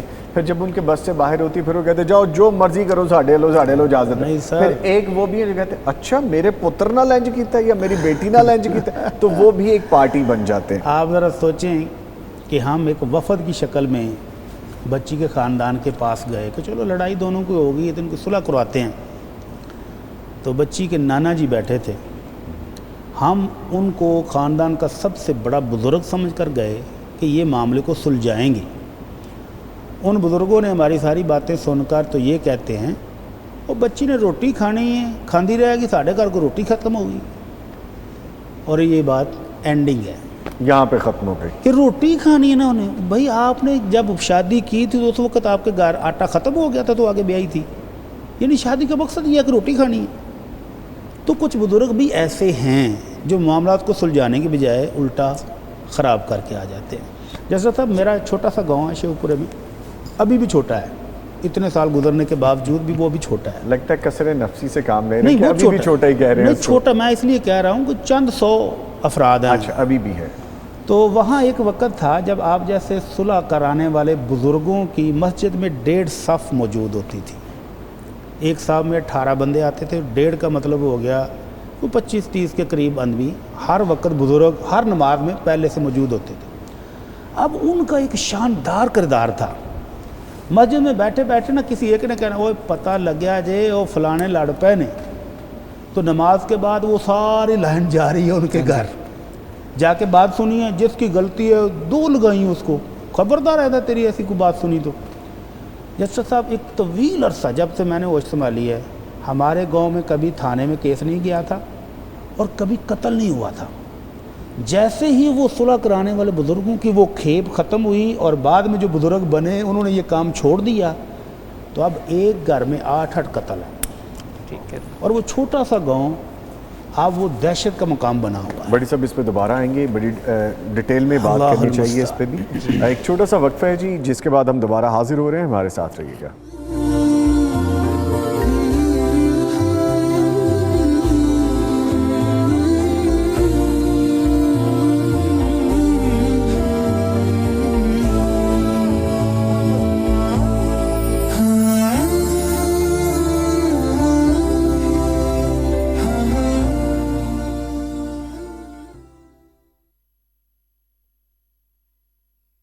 Welcome back. ब्रेक के बाद आपके साथ हैं भट्टी साहब भी कुछ शामिल गुफ्तगू अभी होंगे, जो इनके पास एक टॉपिक था उसको डिस्कस करेंगे अभी। लेकिन एक वाक़या जो मेरे ज़हन में आता है बार बार, एक नहीं सोसाइटी के ऐसे बहुत से वाक़या आते हैं भट्टी साहब, बल्कि सर आप भी जानते हैं इस तरह के बहुत से मामला हैं कि एक फैमिली उन्होंने अपनी बेटी की शादी की ये सोच समझ के, जिससे माँ बाप अपना बेस्ट देने की कोशिश करते हैं कि ये घर में खुश रहेंगे। आप यकीन कीजिए कि नाक में दम किए रखा उस बेटी के, और उसको घर में सारे मामलात नौकरों वाले उससे करवाए जाएं। अच्छा, अब वो वालिद जो बेटी के वो कोशिश करें कि इस तरह से घर आबाद रहे कि पैसे भी दे रहे हैं अपने दामाद को, उसको खुश रखने की भी कोशिश कर रहे हैं, फिर ये कोशिश करें कि चलें सेपरेट घर ले दें, उसकी भी कोशिश कर रहे हैं। वो बंदा जो काम काज नहीं करता उसको जॉब भी लगवा के दे रहे हैं कि वो काम काज करे किसी तरह से कि घर में खुशी रहे, बेटी का घर आबाद रहे। सर वो जो बिलीव इट, आप तो बल्कि माशाल्लाह डेली देखते हैं इस तरह के केसेस को, आखिर में कोई चाहेगा कि उनकी बेटी का घर ख़त्म हो जाए, आबाद ना रहे। इतनी अजियत में वो लोग आ जाते हैं कि वो कहते हैं कि जी हम अपनी बेटी को वापस ले जाते हैं। आप ये बच्चे भी अपने पास रखें, और वो खातून वो बच्चे भी नहीं रखना चाहती कि वो भी उसके शौहर की तरह के होते जा रहे हैं, वैसी गाली गलोच और बदमिजाजी। तो सर ये क्या कितना तकलीफ दे मामला, ऐसे बहुत से केसेस आप देखते होंगे। देखिए इसमें जो सबसे इम्पॉर्टेंट बात है वो ये है कि पहले जैसे हम बात की थी, हमने ज़िमनन बात हुई है, लेकिन बड़ी इम्पॉर्टेंट बात है कि जब आप ये देखें कि मियाँ बीवी के दरमियान कोई बड़ी तनाज़े वाली बात है नहीं, मिलती नहीं आपको दोनों तरफ से उनकी बात सुनने के बाद भी, तो फिर जो बात आके अटकती है वो अटकती है उनके मेंटल डिसऑर्डर पे। आप में से हर वो बंदा जो देखे कि किसी मियाँ बीवी के दरमियान सिर्फ ब्रेक फेलियर का मसला है और वो गुस्से में आके जज्बात में आके एक दूसरे को गालम गलोच करते हैं, उनकी आवाज़ पूरा मोहल्ला सुनता है या उनके बच्चे जो हैं उससे मुतासर होते हैं, तो आप यकीन कर लिया करें कि इनको किसी न किसी साइकोलॉजिस्ट या साइकेट्रिस्ट की ज़रूरत है। आप लाखों करोड़ों रुपए का जहेज़ दे दें बेटी को और उसका ट्रीटमेंट किए बगैर उसकी शादी कर दें, उसका घर खुदा न खास्ता उजड़ना उसका लाजमी नतीजा है। सर आप बजा फरमा रहे हैं, लेकिन इस पर्टिकुलर केस में जिस केस का मैं जिक्र कर रहा हूँ, अहम रोल उस सास का है जो कि उस बच्ची का घर नहीं बसने दे रही। इजारादारी क्या है, मैं अपने बेटे को होल्ड में रखूँ, یا ایک سے زیادہ جو بیٹے ان کو ہولڈ میں رکھوں؟ یہ نیچرل ہے. دیکھیے یہ جو رشتہ ہے ساس کا اور بہو کا، اس میں یہ جو بیٹا ہے اس کے بارے میں پوزیسو ہونا یہ ازل سے ہے اور اس نے ہمیشہ رہنا ہے. جو اصل بات ٹالرنس کی ہے اور برداشت کی ہے وہ یہ ہے کہ ہم نے کبھی اپنے بچوں کی شادی کے مرحلے پہ ان کو نہیں بتایا، نہیں سمجھایا اور پڑھایا کہ اس نئی زندگی کو شروع کیسے کرنا ہے. یہ ایک آرٹ ہے. ایجوکیٹ کرنے کی آپ ضرورت اپنی گھڑی کو ٹھیک نہیں کر سکتے، فریج ٹھیک نہیں کر سکتے، آپ اپنے گھر کی بجلی بند ہو جائے اس کو بحال نہیں کر سکتے. تو ایک ان پڑھ آدمی کو بلاتے ہیں آپ، جو اس کا مکینک یا مستری ہوتا ہے وہ ٹھیک کر دیتے ہیں 1-2 منٹ میں، اس لیے کہ اسے وہ ہنر آتا ہے. ہمیں ہمارے معاشرے میں ان لوگوں کو کنسلٹ کرنا چاہیے، ان کے پاس جانا چاہیے جو ہمیں زندگی گزارنے کا ہنر سکھا سکے. یہ بات ہم نے ابھی اس پہ بحث ہی نہیں شروع کی. کسی اسکول میں، کسی کالج میں آپ مجھے بتا دیجئے کہ بطور سلیبس کے اس بات کو پڑھایا جائے بچیوں کو. میں نے اب شروع کیا ہے کہ میں یونیورسٹیز میں جا رہا ہوں، ہائی اسکولز میں جا رہا ہوں بچیوں کے، میں ان کو یہ بتانے کے لیے کہ بچے میرے پاس لڑ جھگڑ کے نہیں آنا، آپ نے اس طرح زندگی گزارنی ہے کہ جھگڑا ہو ہی نہیں. دیکھیے یہ جو برداشت ہے یہ ہم کیسے سکھائیں گے؟ لوگ خود برداشت کریں گے ماں باپ تو ان کے سامنے ایک مثال بنے گی. اگر پیرنٹس کے درمیان آپس میں کلیش ہے تو ان کے بچے کہاں سے سیکھ کے آئیں گے؟ ہمیں ساری بیٹیوں کو یہ سکھا کے گھر سے بھیجنا چاہیے کہ بیٹا زندگی شروع کرنی ہے اور اس کے کچھ آداب اور اس کے قواعد ہیں. مینول آف انسٹرکشن ہے، بڑی موبائل معذرت فون کے کا ساتھ دیتے ہیں جو آپ. بات آپ کہہ رہے ہیں سر بالکل ٹھیک ہے، لیکن ہمارے ڈبل سٹینڈرڈز کیوں ہیں؟ میں دوبارہ مجھے کہنے کی اجازت دیجیے کہ ایک ایسی شخصیت جس طرح میں نے ساس کا ذکر کیا، کہیں پہ سسر ہوتا ہے، کہیں پہ گھر کا بھائی ہوتا ہے، کہیں پہ ایک کریکٹر موجود ہوتا ہے، کریکٹر. لیکن سر یہ ڈوئل سٹینڈرڈز کیوں ہیں ہمارے یہاں پہ کہ اگر بیٹی کے لیے وہی باتیں ہوں تو وہ ظلم ہے، اور اگر بہو کے لیے وہی باتیں ہوں تو یہ جی مجھے کرنا چاہیے. سمپتیز آپ کی اپنی بیٹیوں کے ساتھ ہوتی ہیں کہ وہ جس گھر میں جائیں ان پہ نہ ہو، انہیں کام نہ کرنا پڑے، ان کو بہت زیادہ ذمہ داریاں نہ دی جائیں، لیکن بہو کے ساتھ وہ سب ضروری ہے. یعنی آسان لفظوں میں آپ یہ کہنا چاہتے ہیں کہ بیٹی کے لیے ہم چاہتے ہیں کہ وہ محل میں جائے اور صرف تخت پر بیٹھے، اور بہو جیسی بھی ہم پڑھی لکھی ایجوکیٹڈ جس طرح کی لائیں وہ نوکرانی سے اوپر نہیں سر ہوئی. یہ بھی ایڈ کر لیجئے کہ بہو چاند کا ٹکڑا بھی ہو، ہاں، ہاتھ بھی اس کا میلا ہوتا ہو کام کرتے ہوئے، پانی پیے تو وہ بھی نظر آئے، پڑھی لکھی بھی ہو، ویل ایجوکیٹڈ بھی ہو، ویل گرومڈ بھی ہو، نوکرانی بھی ہو، خدمت گزار بھی یہ ہو. آخری والا جملہ یہی کافی ہے. اچھا بس ٹھیک ہے، نوکرانی ہو سکتی. اس سے زیادہ عزت نہیں دینا چاہتے. نہیں سر، یہ کیوں ہے ڈبل سٹینڈرڈ سر؟ دیکھیے یہ جس کو آپ ڈبل سٹینڈرڈ کہہ رہے ہیں یہ دراصل بنیادی طور پہ وہی جو میں عرض کر رہا ہوں کہ جو سماجی ڈھانچہ ہے ہمارا، یہ اس کے اندر انہیرنٹ ڈیفیکٹ ہے. آپ جب بھی زندگی میں اپنے کوئی فیصلہ کرنے لگتے ہیں تو آپ کو وہاں پہ آ کے اکثر اوقات اس دقت کا سامنا کرنا پڑتا ہے کہ یہ فیصلہ جو میں کر رہا ہوں اس میں میرا نفع نقصان کیا ہے. کبھی کوئی لوگ آپ کو بہت کم لوگ ملیں گے جو اپنے نقصان میں بھی وہ فیصلہ کر دیں کہ جو درست ہو اور راست فیصلہ. بجا فرما رہے ہیں. تو یہ چیزیں جو ہیں ہمیں اس کو مجموعی طور پہ دیکھنا ہے. میں اس پہ مختصر اس کو جو میں نے کیا وہ یہ تھا کہ یہ جو میاں بیوی کا رشتہ ہے یہ تن من دھن سے نبھ سکتا ہے. جی.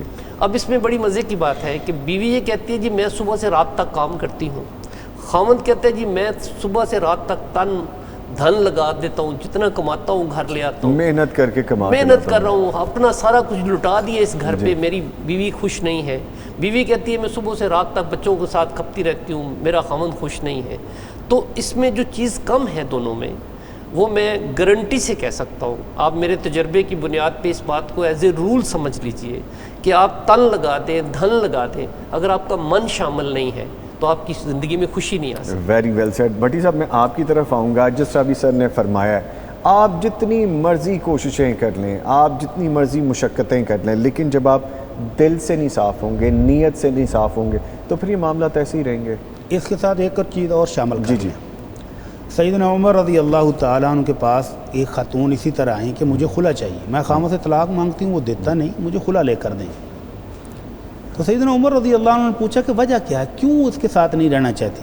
کہتے جی شادی کو اتنا عرصہ ہو گیا، ہمارے درمیان انڈرسٹینڈنگ پیدا نہیں ہو سکی، کوئی محبت کے جذبات پیدا نہیں ہو سکے.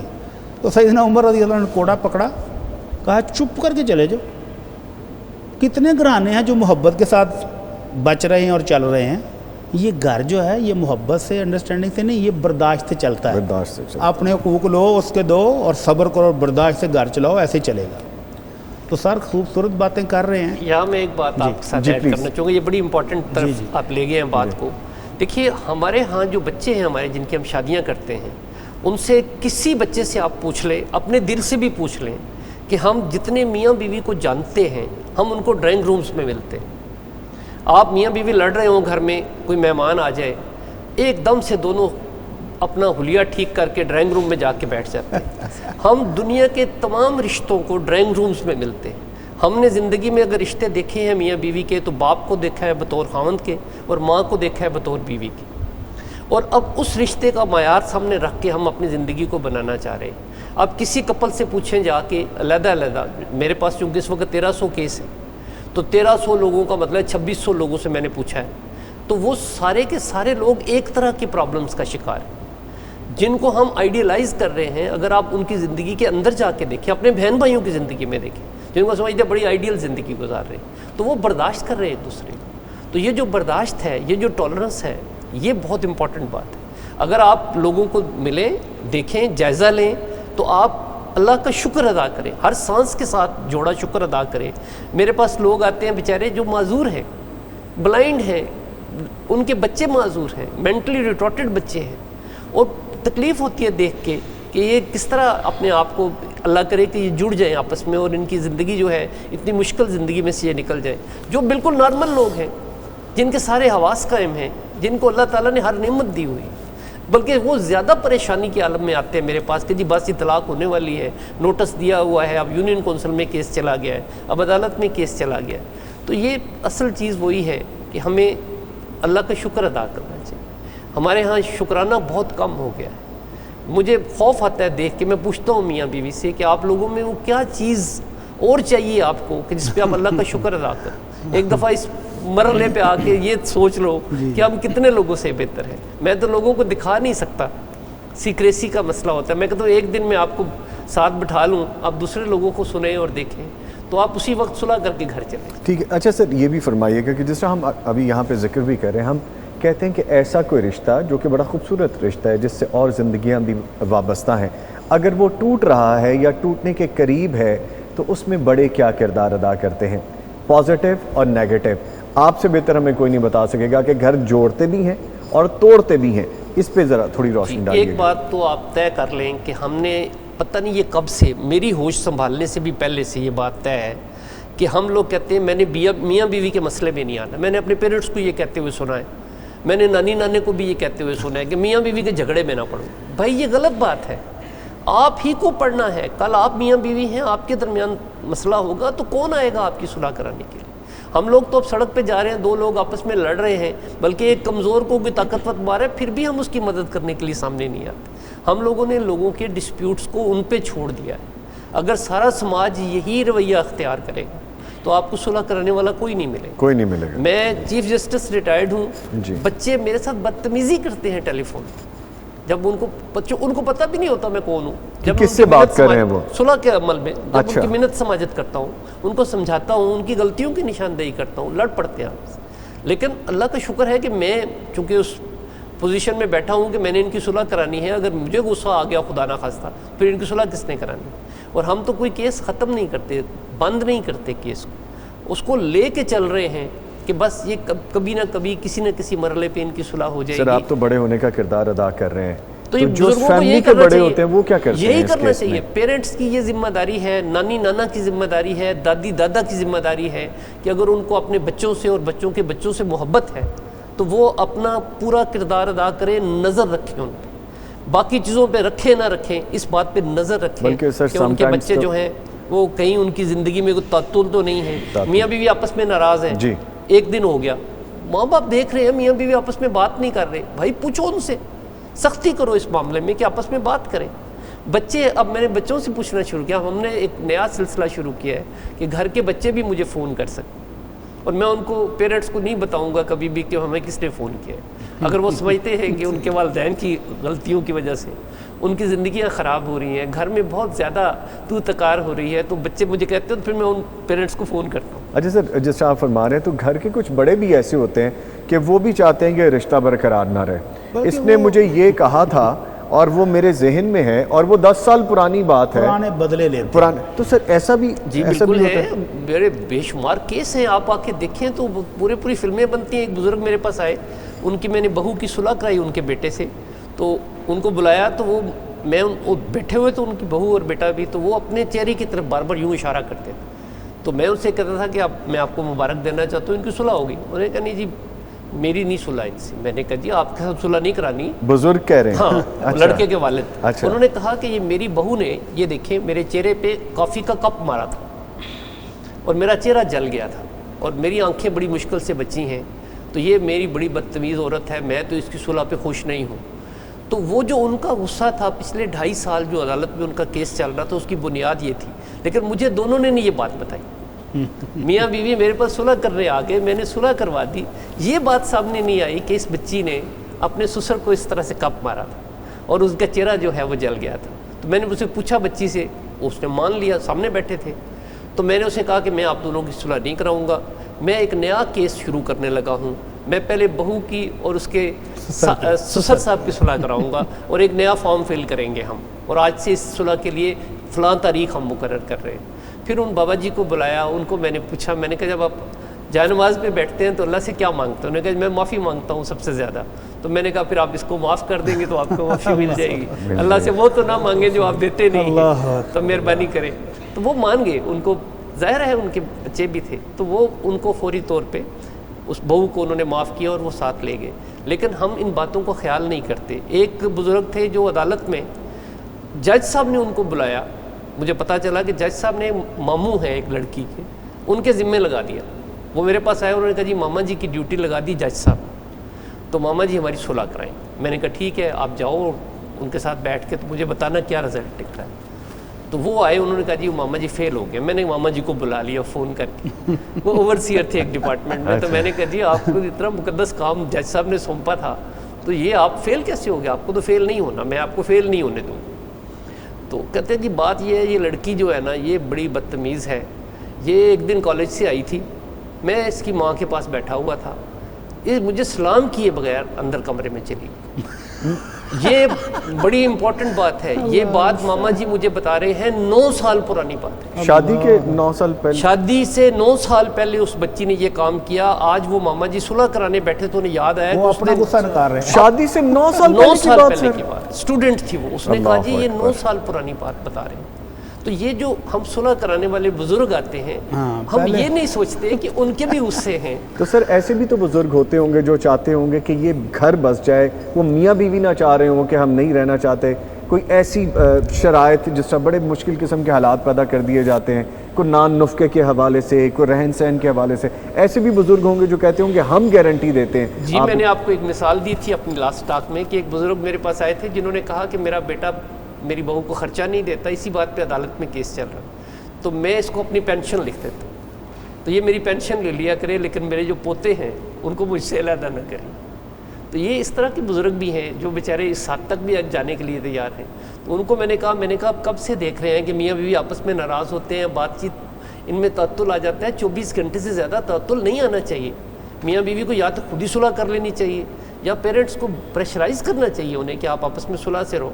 اور یہ اس کا بڑا فرق پڑتا ہے. دیکھیے آپ نے جیسے مثال دی کہ نمازی اٹھ کے چلے جاتے تھے کسی کے گھر میں جن کے گھر لڑائی ہوتی تھی, تو سماجی دباؤ میں صلح کر لیتے کہ سارے بزرگ کہہ رہے ہیں تو چلو مان جاؤ, دشمنی تو ہے نہیں کوئی. اور یہاں تو ڈپلومیسی چلتی ہے ملکوں کے درمیان.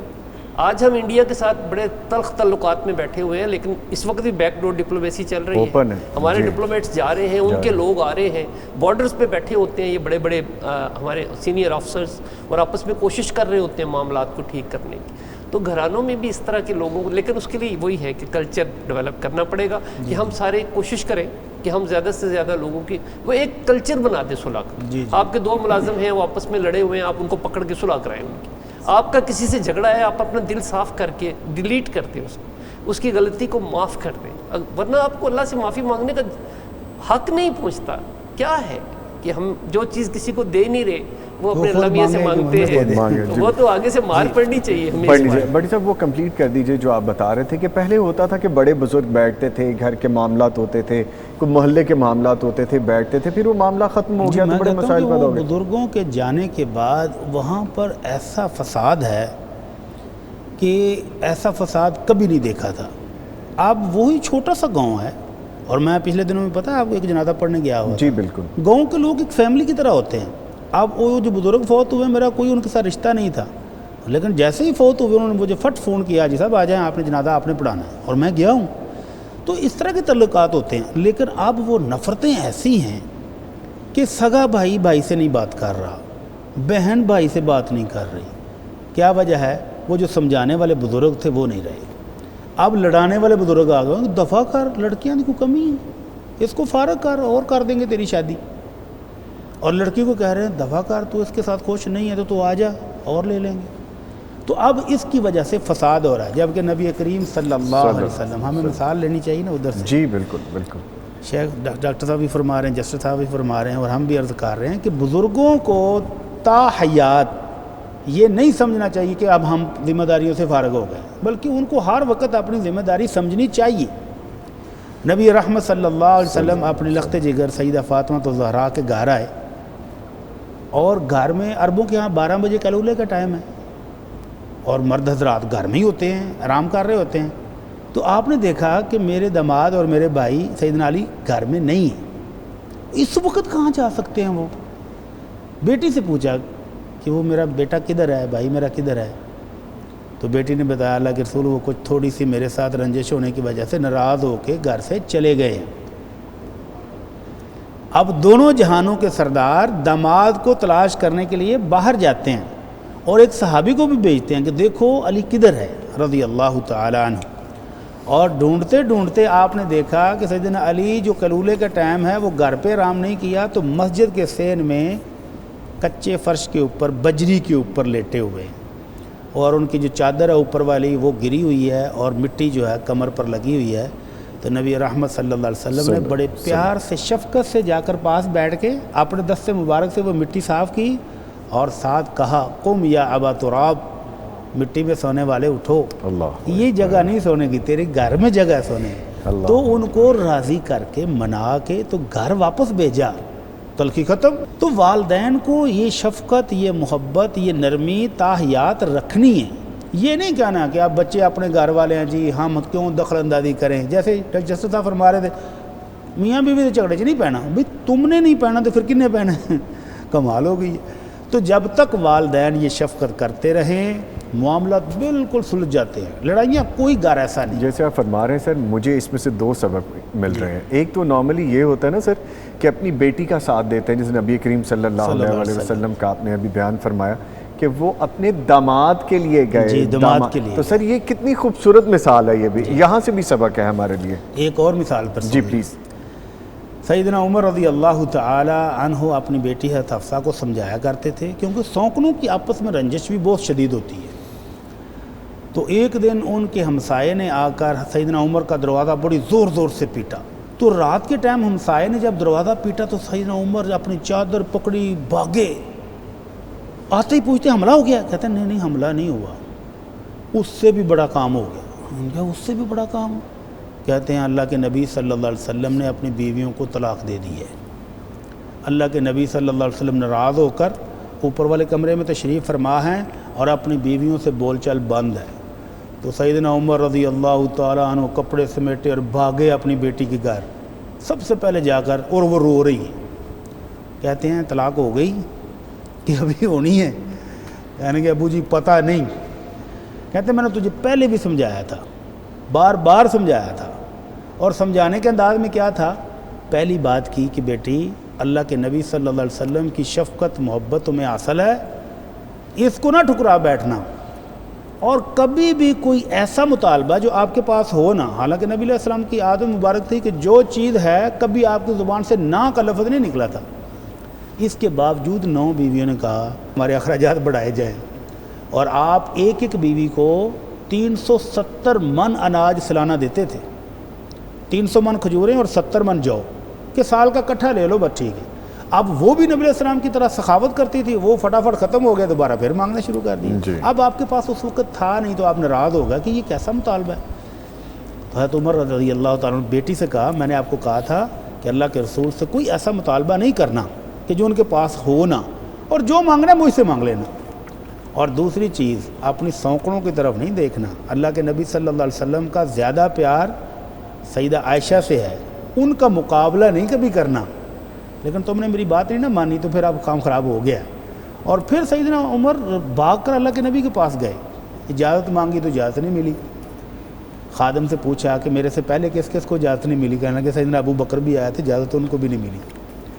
تو بہرحال کچھ عرصے کے بعد ان کو اجازت ملی، تو اندر جا کے دیکھا کہ اللہ کے نبی بہت غمگین بیٹھے ہیں۔ تو حضرت عمر کہتے ہیں میں نے دل میں کہا کہ میں کوئی ایسی بات کروں گا کہ اللہ کے رسول کو آج میں نے ہنسانا ہے، ذرا تھوڑی سی کیفیت ٹھیک ہو جائے گی تو پھر بات بتائیں گے۔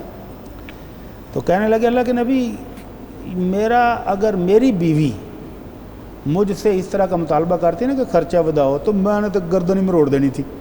تو اللہ کے نبی صلی اللہ علیہ وسلم مسکرا پڑے، کہنے لگے معاملہ ادھر بھی یہی ہے، سارے خرچہ بدانے کا مطالبہ کر رہے ہیں۔ تو بتانے کا مطلب کہ سیدنا عمر رضی اللہ تعالیٰ عنہ جیسے صحابی اپنی بیٹی کو جا کر ڈانٹتے ہیں، کچھ چیز مانگنی ہے تو مجھ سے مانگو، اللہ کے نبی سے مطالبہ نہیں کرنا، اور سونکڑوں کی وجہ سے کسی غلط فہمی کا شکار نہیں ہونا۔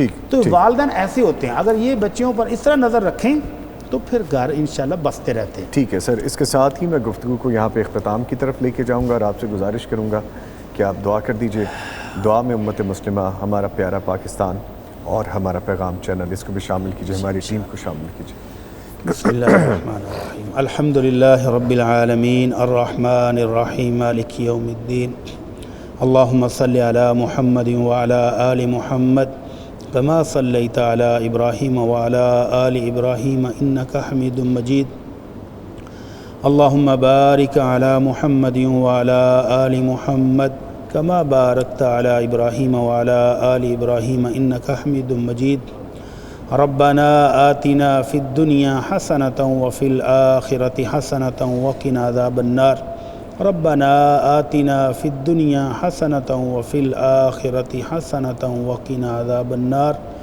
ربنا آتنا فی الدنیا حسنة وفی الآخرة حسنة وقنا عذاب النار۔ یا رب العالمین، تمام اہل اسلام کی جائز ضروریات پوری فرما، اللہ تمام مسلمان مرد اور عورتوں کی بخشش فرما دے، اللہ زندگی بھر کی کمی اور کوتاہی معاف فرما دے۔ یا الہ العالمین، جو مسلمان تیرے پاس آ چکے ہیں اللہ ان کو اپنی رحمتوں سے مالا مال فرما دے۔ یا رب العالمین، جو گناہ گار تھے ان کو معاف فرما دے، جو نیکیاں کر کے آ گئے اللہ ان کو جنت الفردوس میں اعلیٰ مقام عطا فرما۔ یا الہ العالمین، ہمارے والدین اور اساتذہ کرام کی بخشش فرما۔ اے اللہ، جتنے مسلمان بیمار ہیں سب کو صحت اور تندرستی عطا فرما، اللہ روحانی اور جسمانی تمام بیماریوں سے صحت یاب فرما دے۔ اللہ، جتنے مسلمان پریشان حال ہیں اللہ ان کی پریشانیاں دور فرما۔ یا اللہ، جتنے مسلمان تنگ حال ہیں ان کو خوش حال فرما دے۔ اللہ، ہمارے گھروں میں اپنی برکتیں اور رحمتیں نازل فرما، امن اور سکون والی زندگی عطا فرما۔ یا رب العالمین، اہل پاکستان کو اپنی رحمتوں سے مالا مال فرما۔ اللہ، مسلمان پوری دنیا میں اس وقت دکھی ہیں، پریشان ہیں، مظلوم ہیں، اللہ ان کی مدد فرما۔ یا اللہ، اہل فلسطین اور اہل کشمیر کی مدد فرما۔ اللہ، مظلوموں کو ظلم سے نجات عطا فرما۔ یا رب العالمین، اہل پاکستان کو اپنی رحمتوں اور برکتوں سے مالا مال فرما۔ یا اللہ، یہ پیغام ٹی وی تیرے دین کی تبلیغ کر رہا ہے، اللہ کوشش کرنے والوں کی محنتوں کو قبول فرما۔ اللہ، اپنی رحمتیں اور برکتیں ان کو عطا فرما۔ یا اللہ، ہم سب جتنے لوگ بھی یہ کوشش کر رہے ہیں ہماری کوششوں کو قبول فرما۔ یا رب العالمین، ہم سب کو اپنی جنت، نعمتوں والی، انعام والی جنت الفردوس عطا فرما۔ سبحان ربک رب العزت عما یصفون وسلام علی المرسلین والحمد للہ رب العالمین۔ آمین یا رب العالمین۔ اس کے ساتھ ہی بڑی صاحب آپ کا شکریہ ادا کروں گا، آپ تشریف لائے، آپ کے ساتھ حافظ صاحب آپ بھی آئے، آپ کا بھی شکریہ سر، آپ کے آنے کا بہت شکریہ، اور عبدالقیوم صاحب آپ کے بھی آنے کا شکریہ۔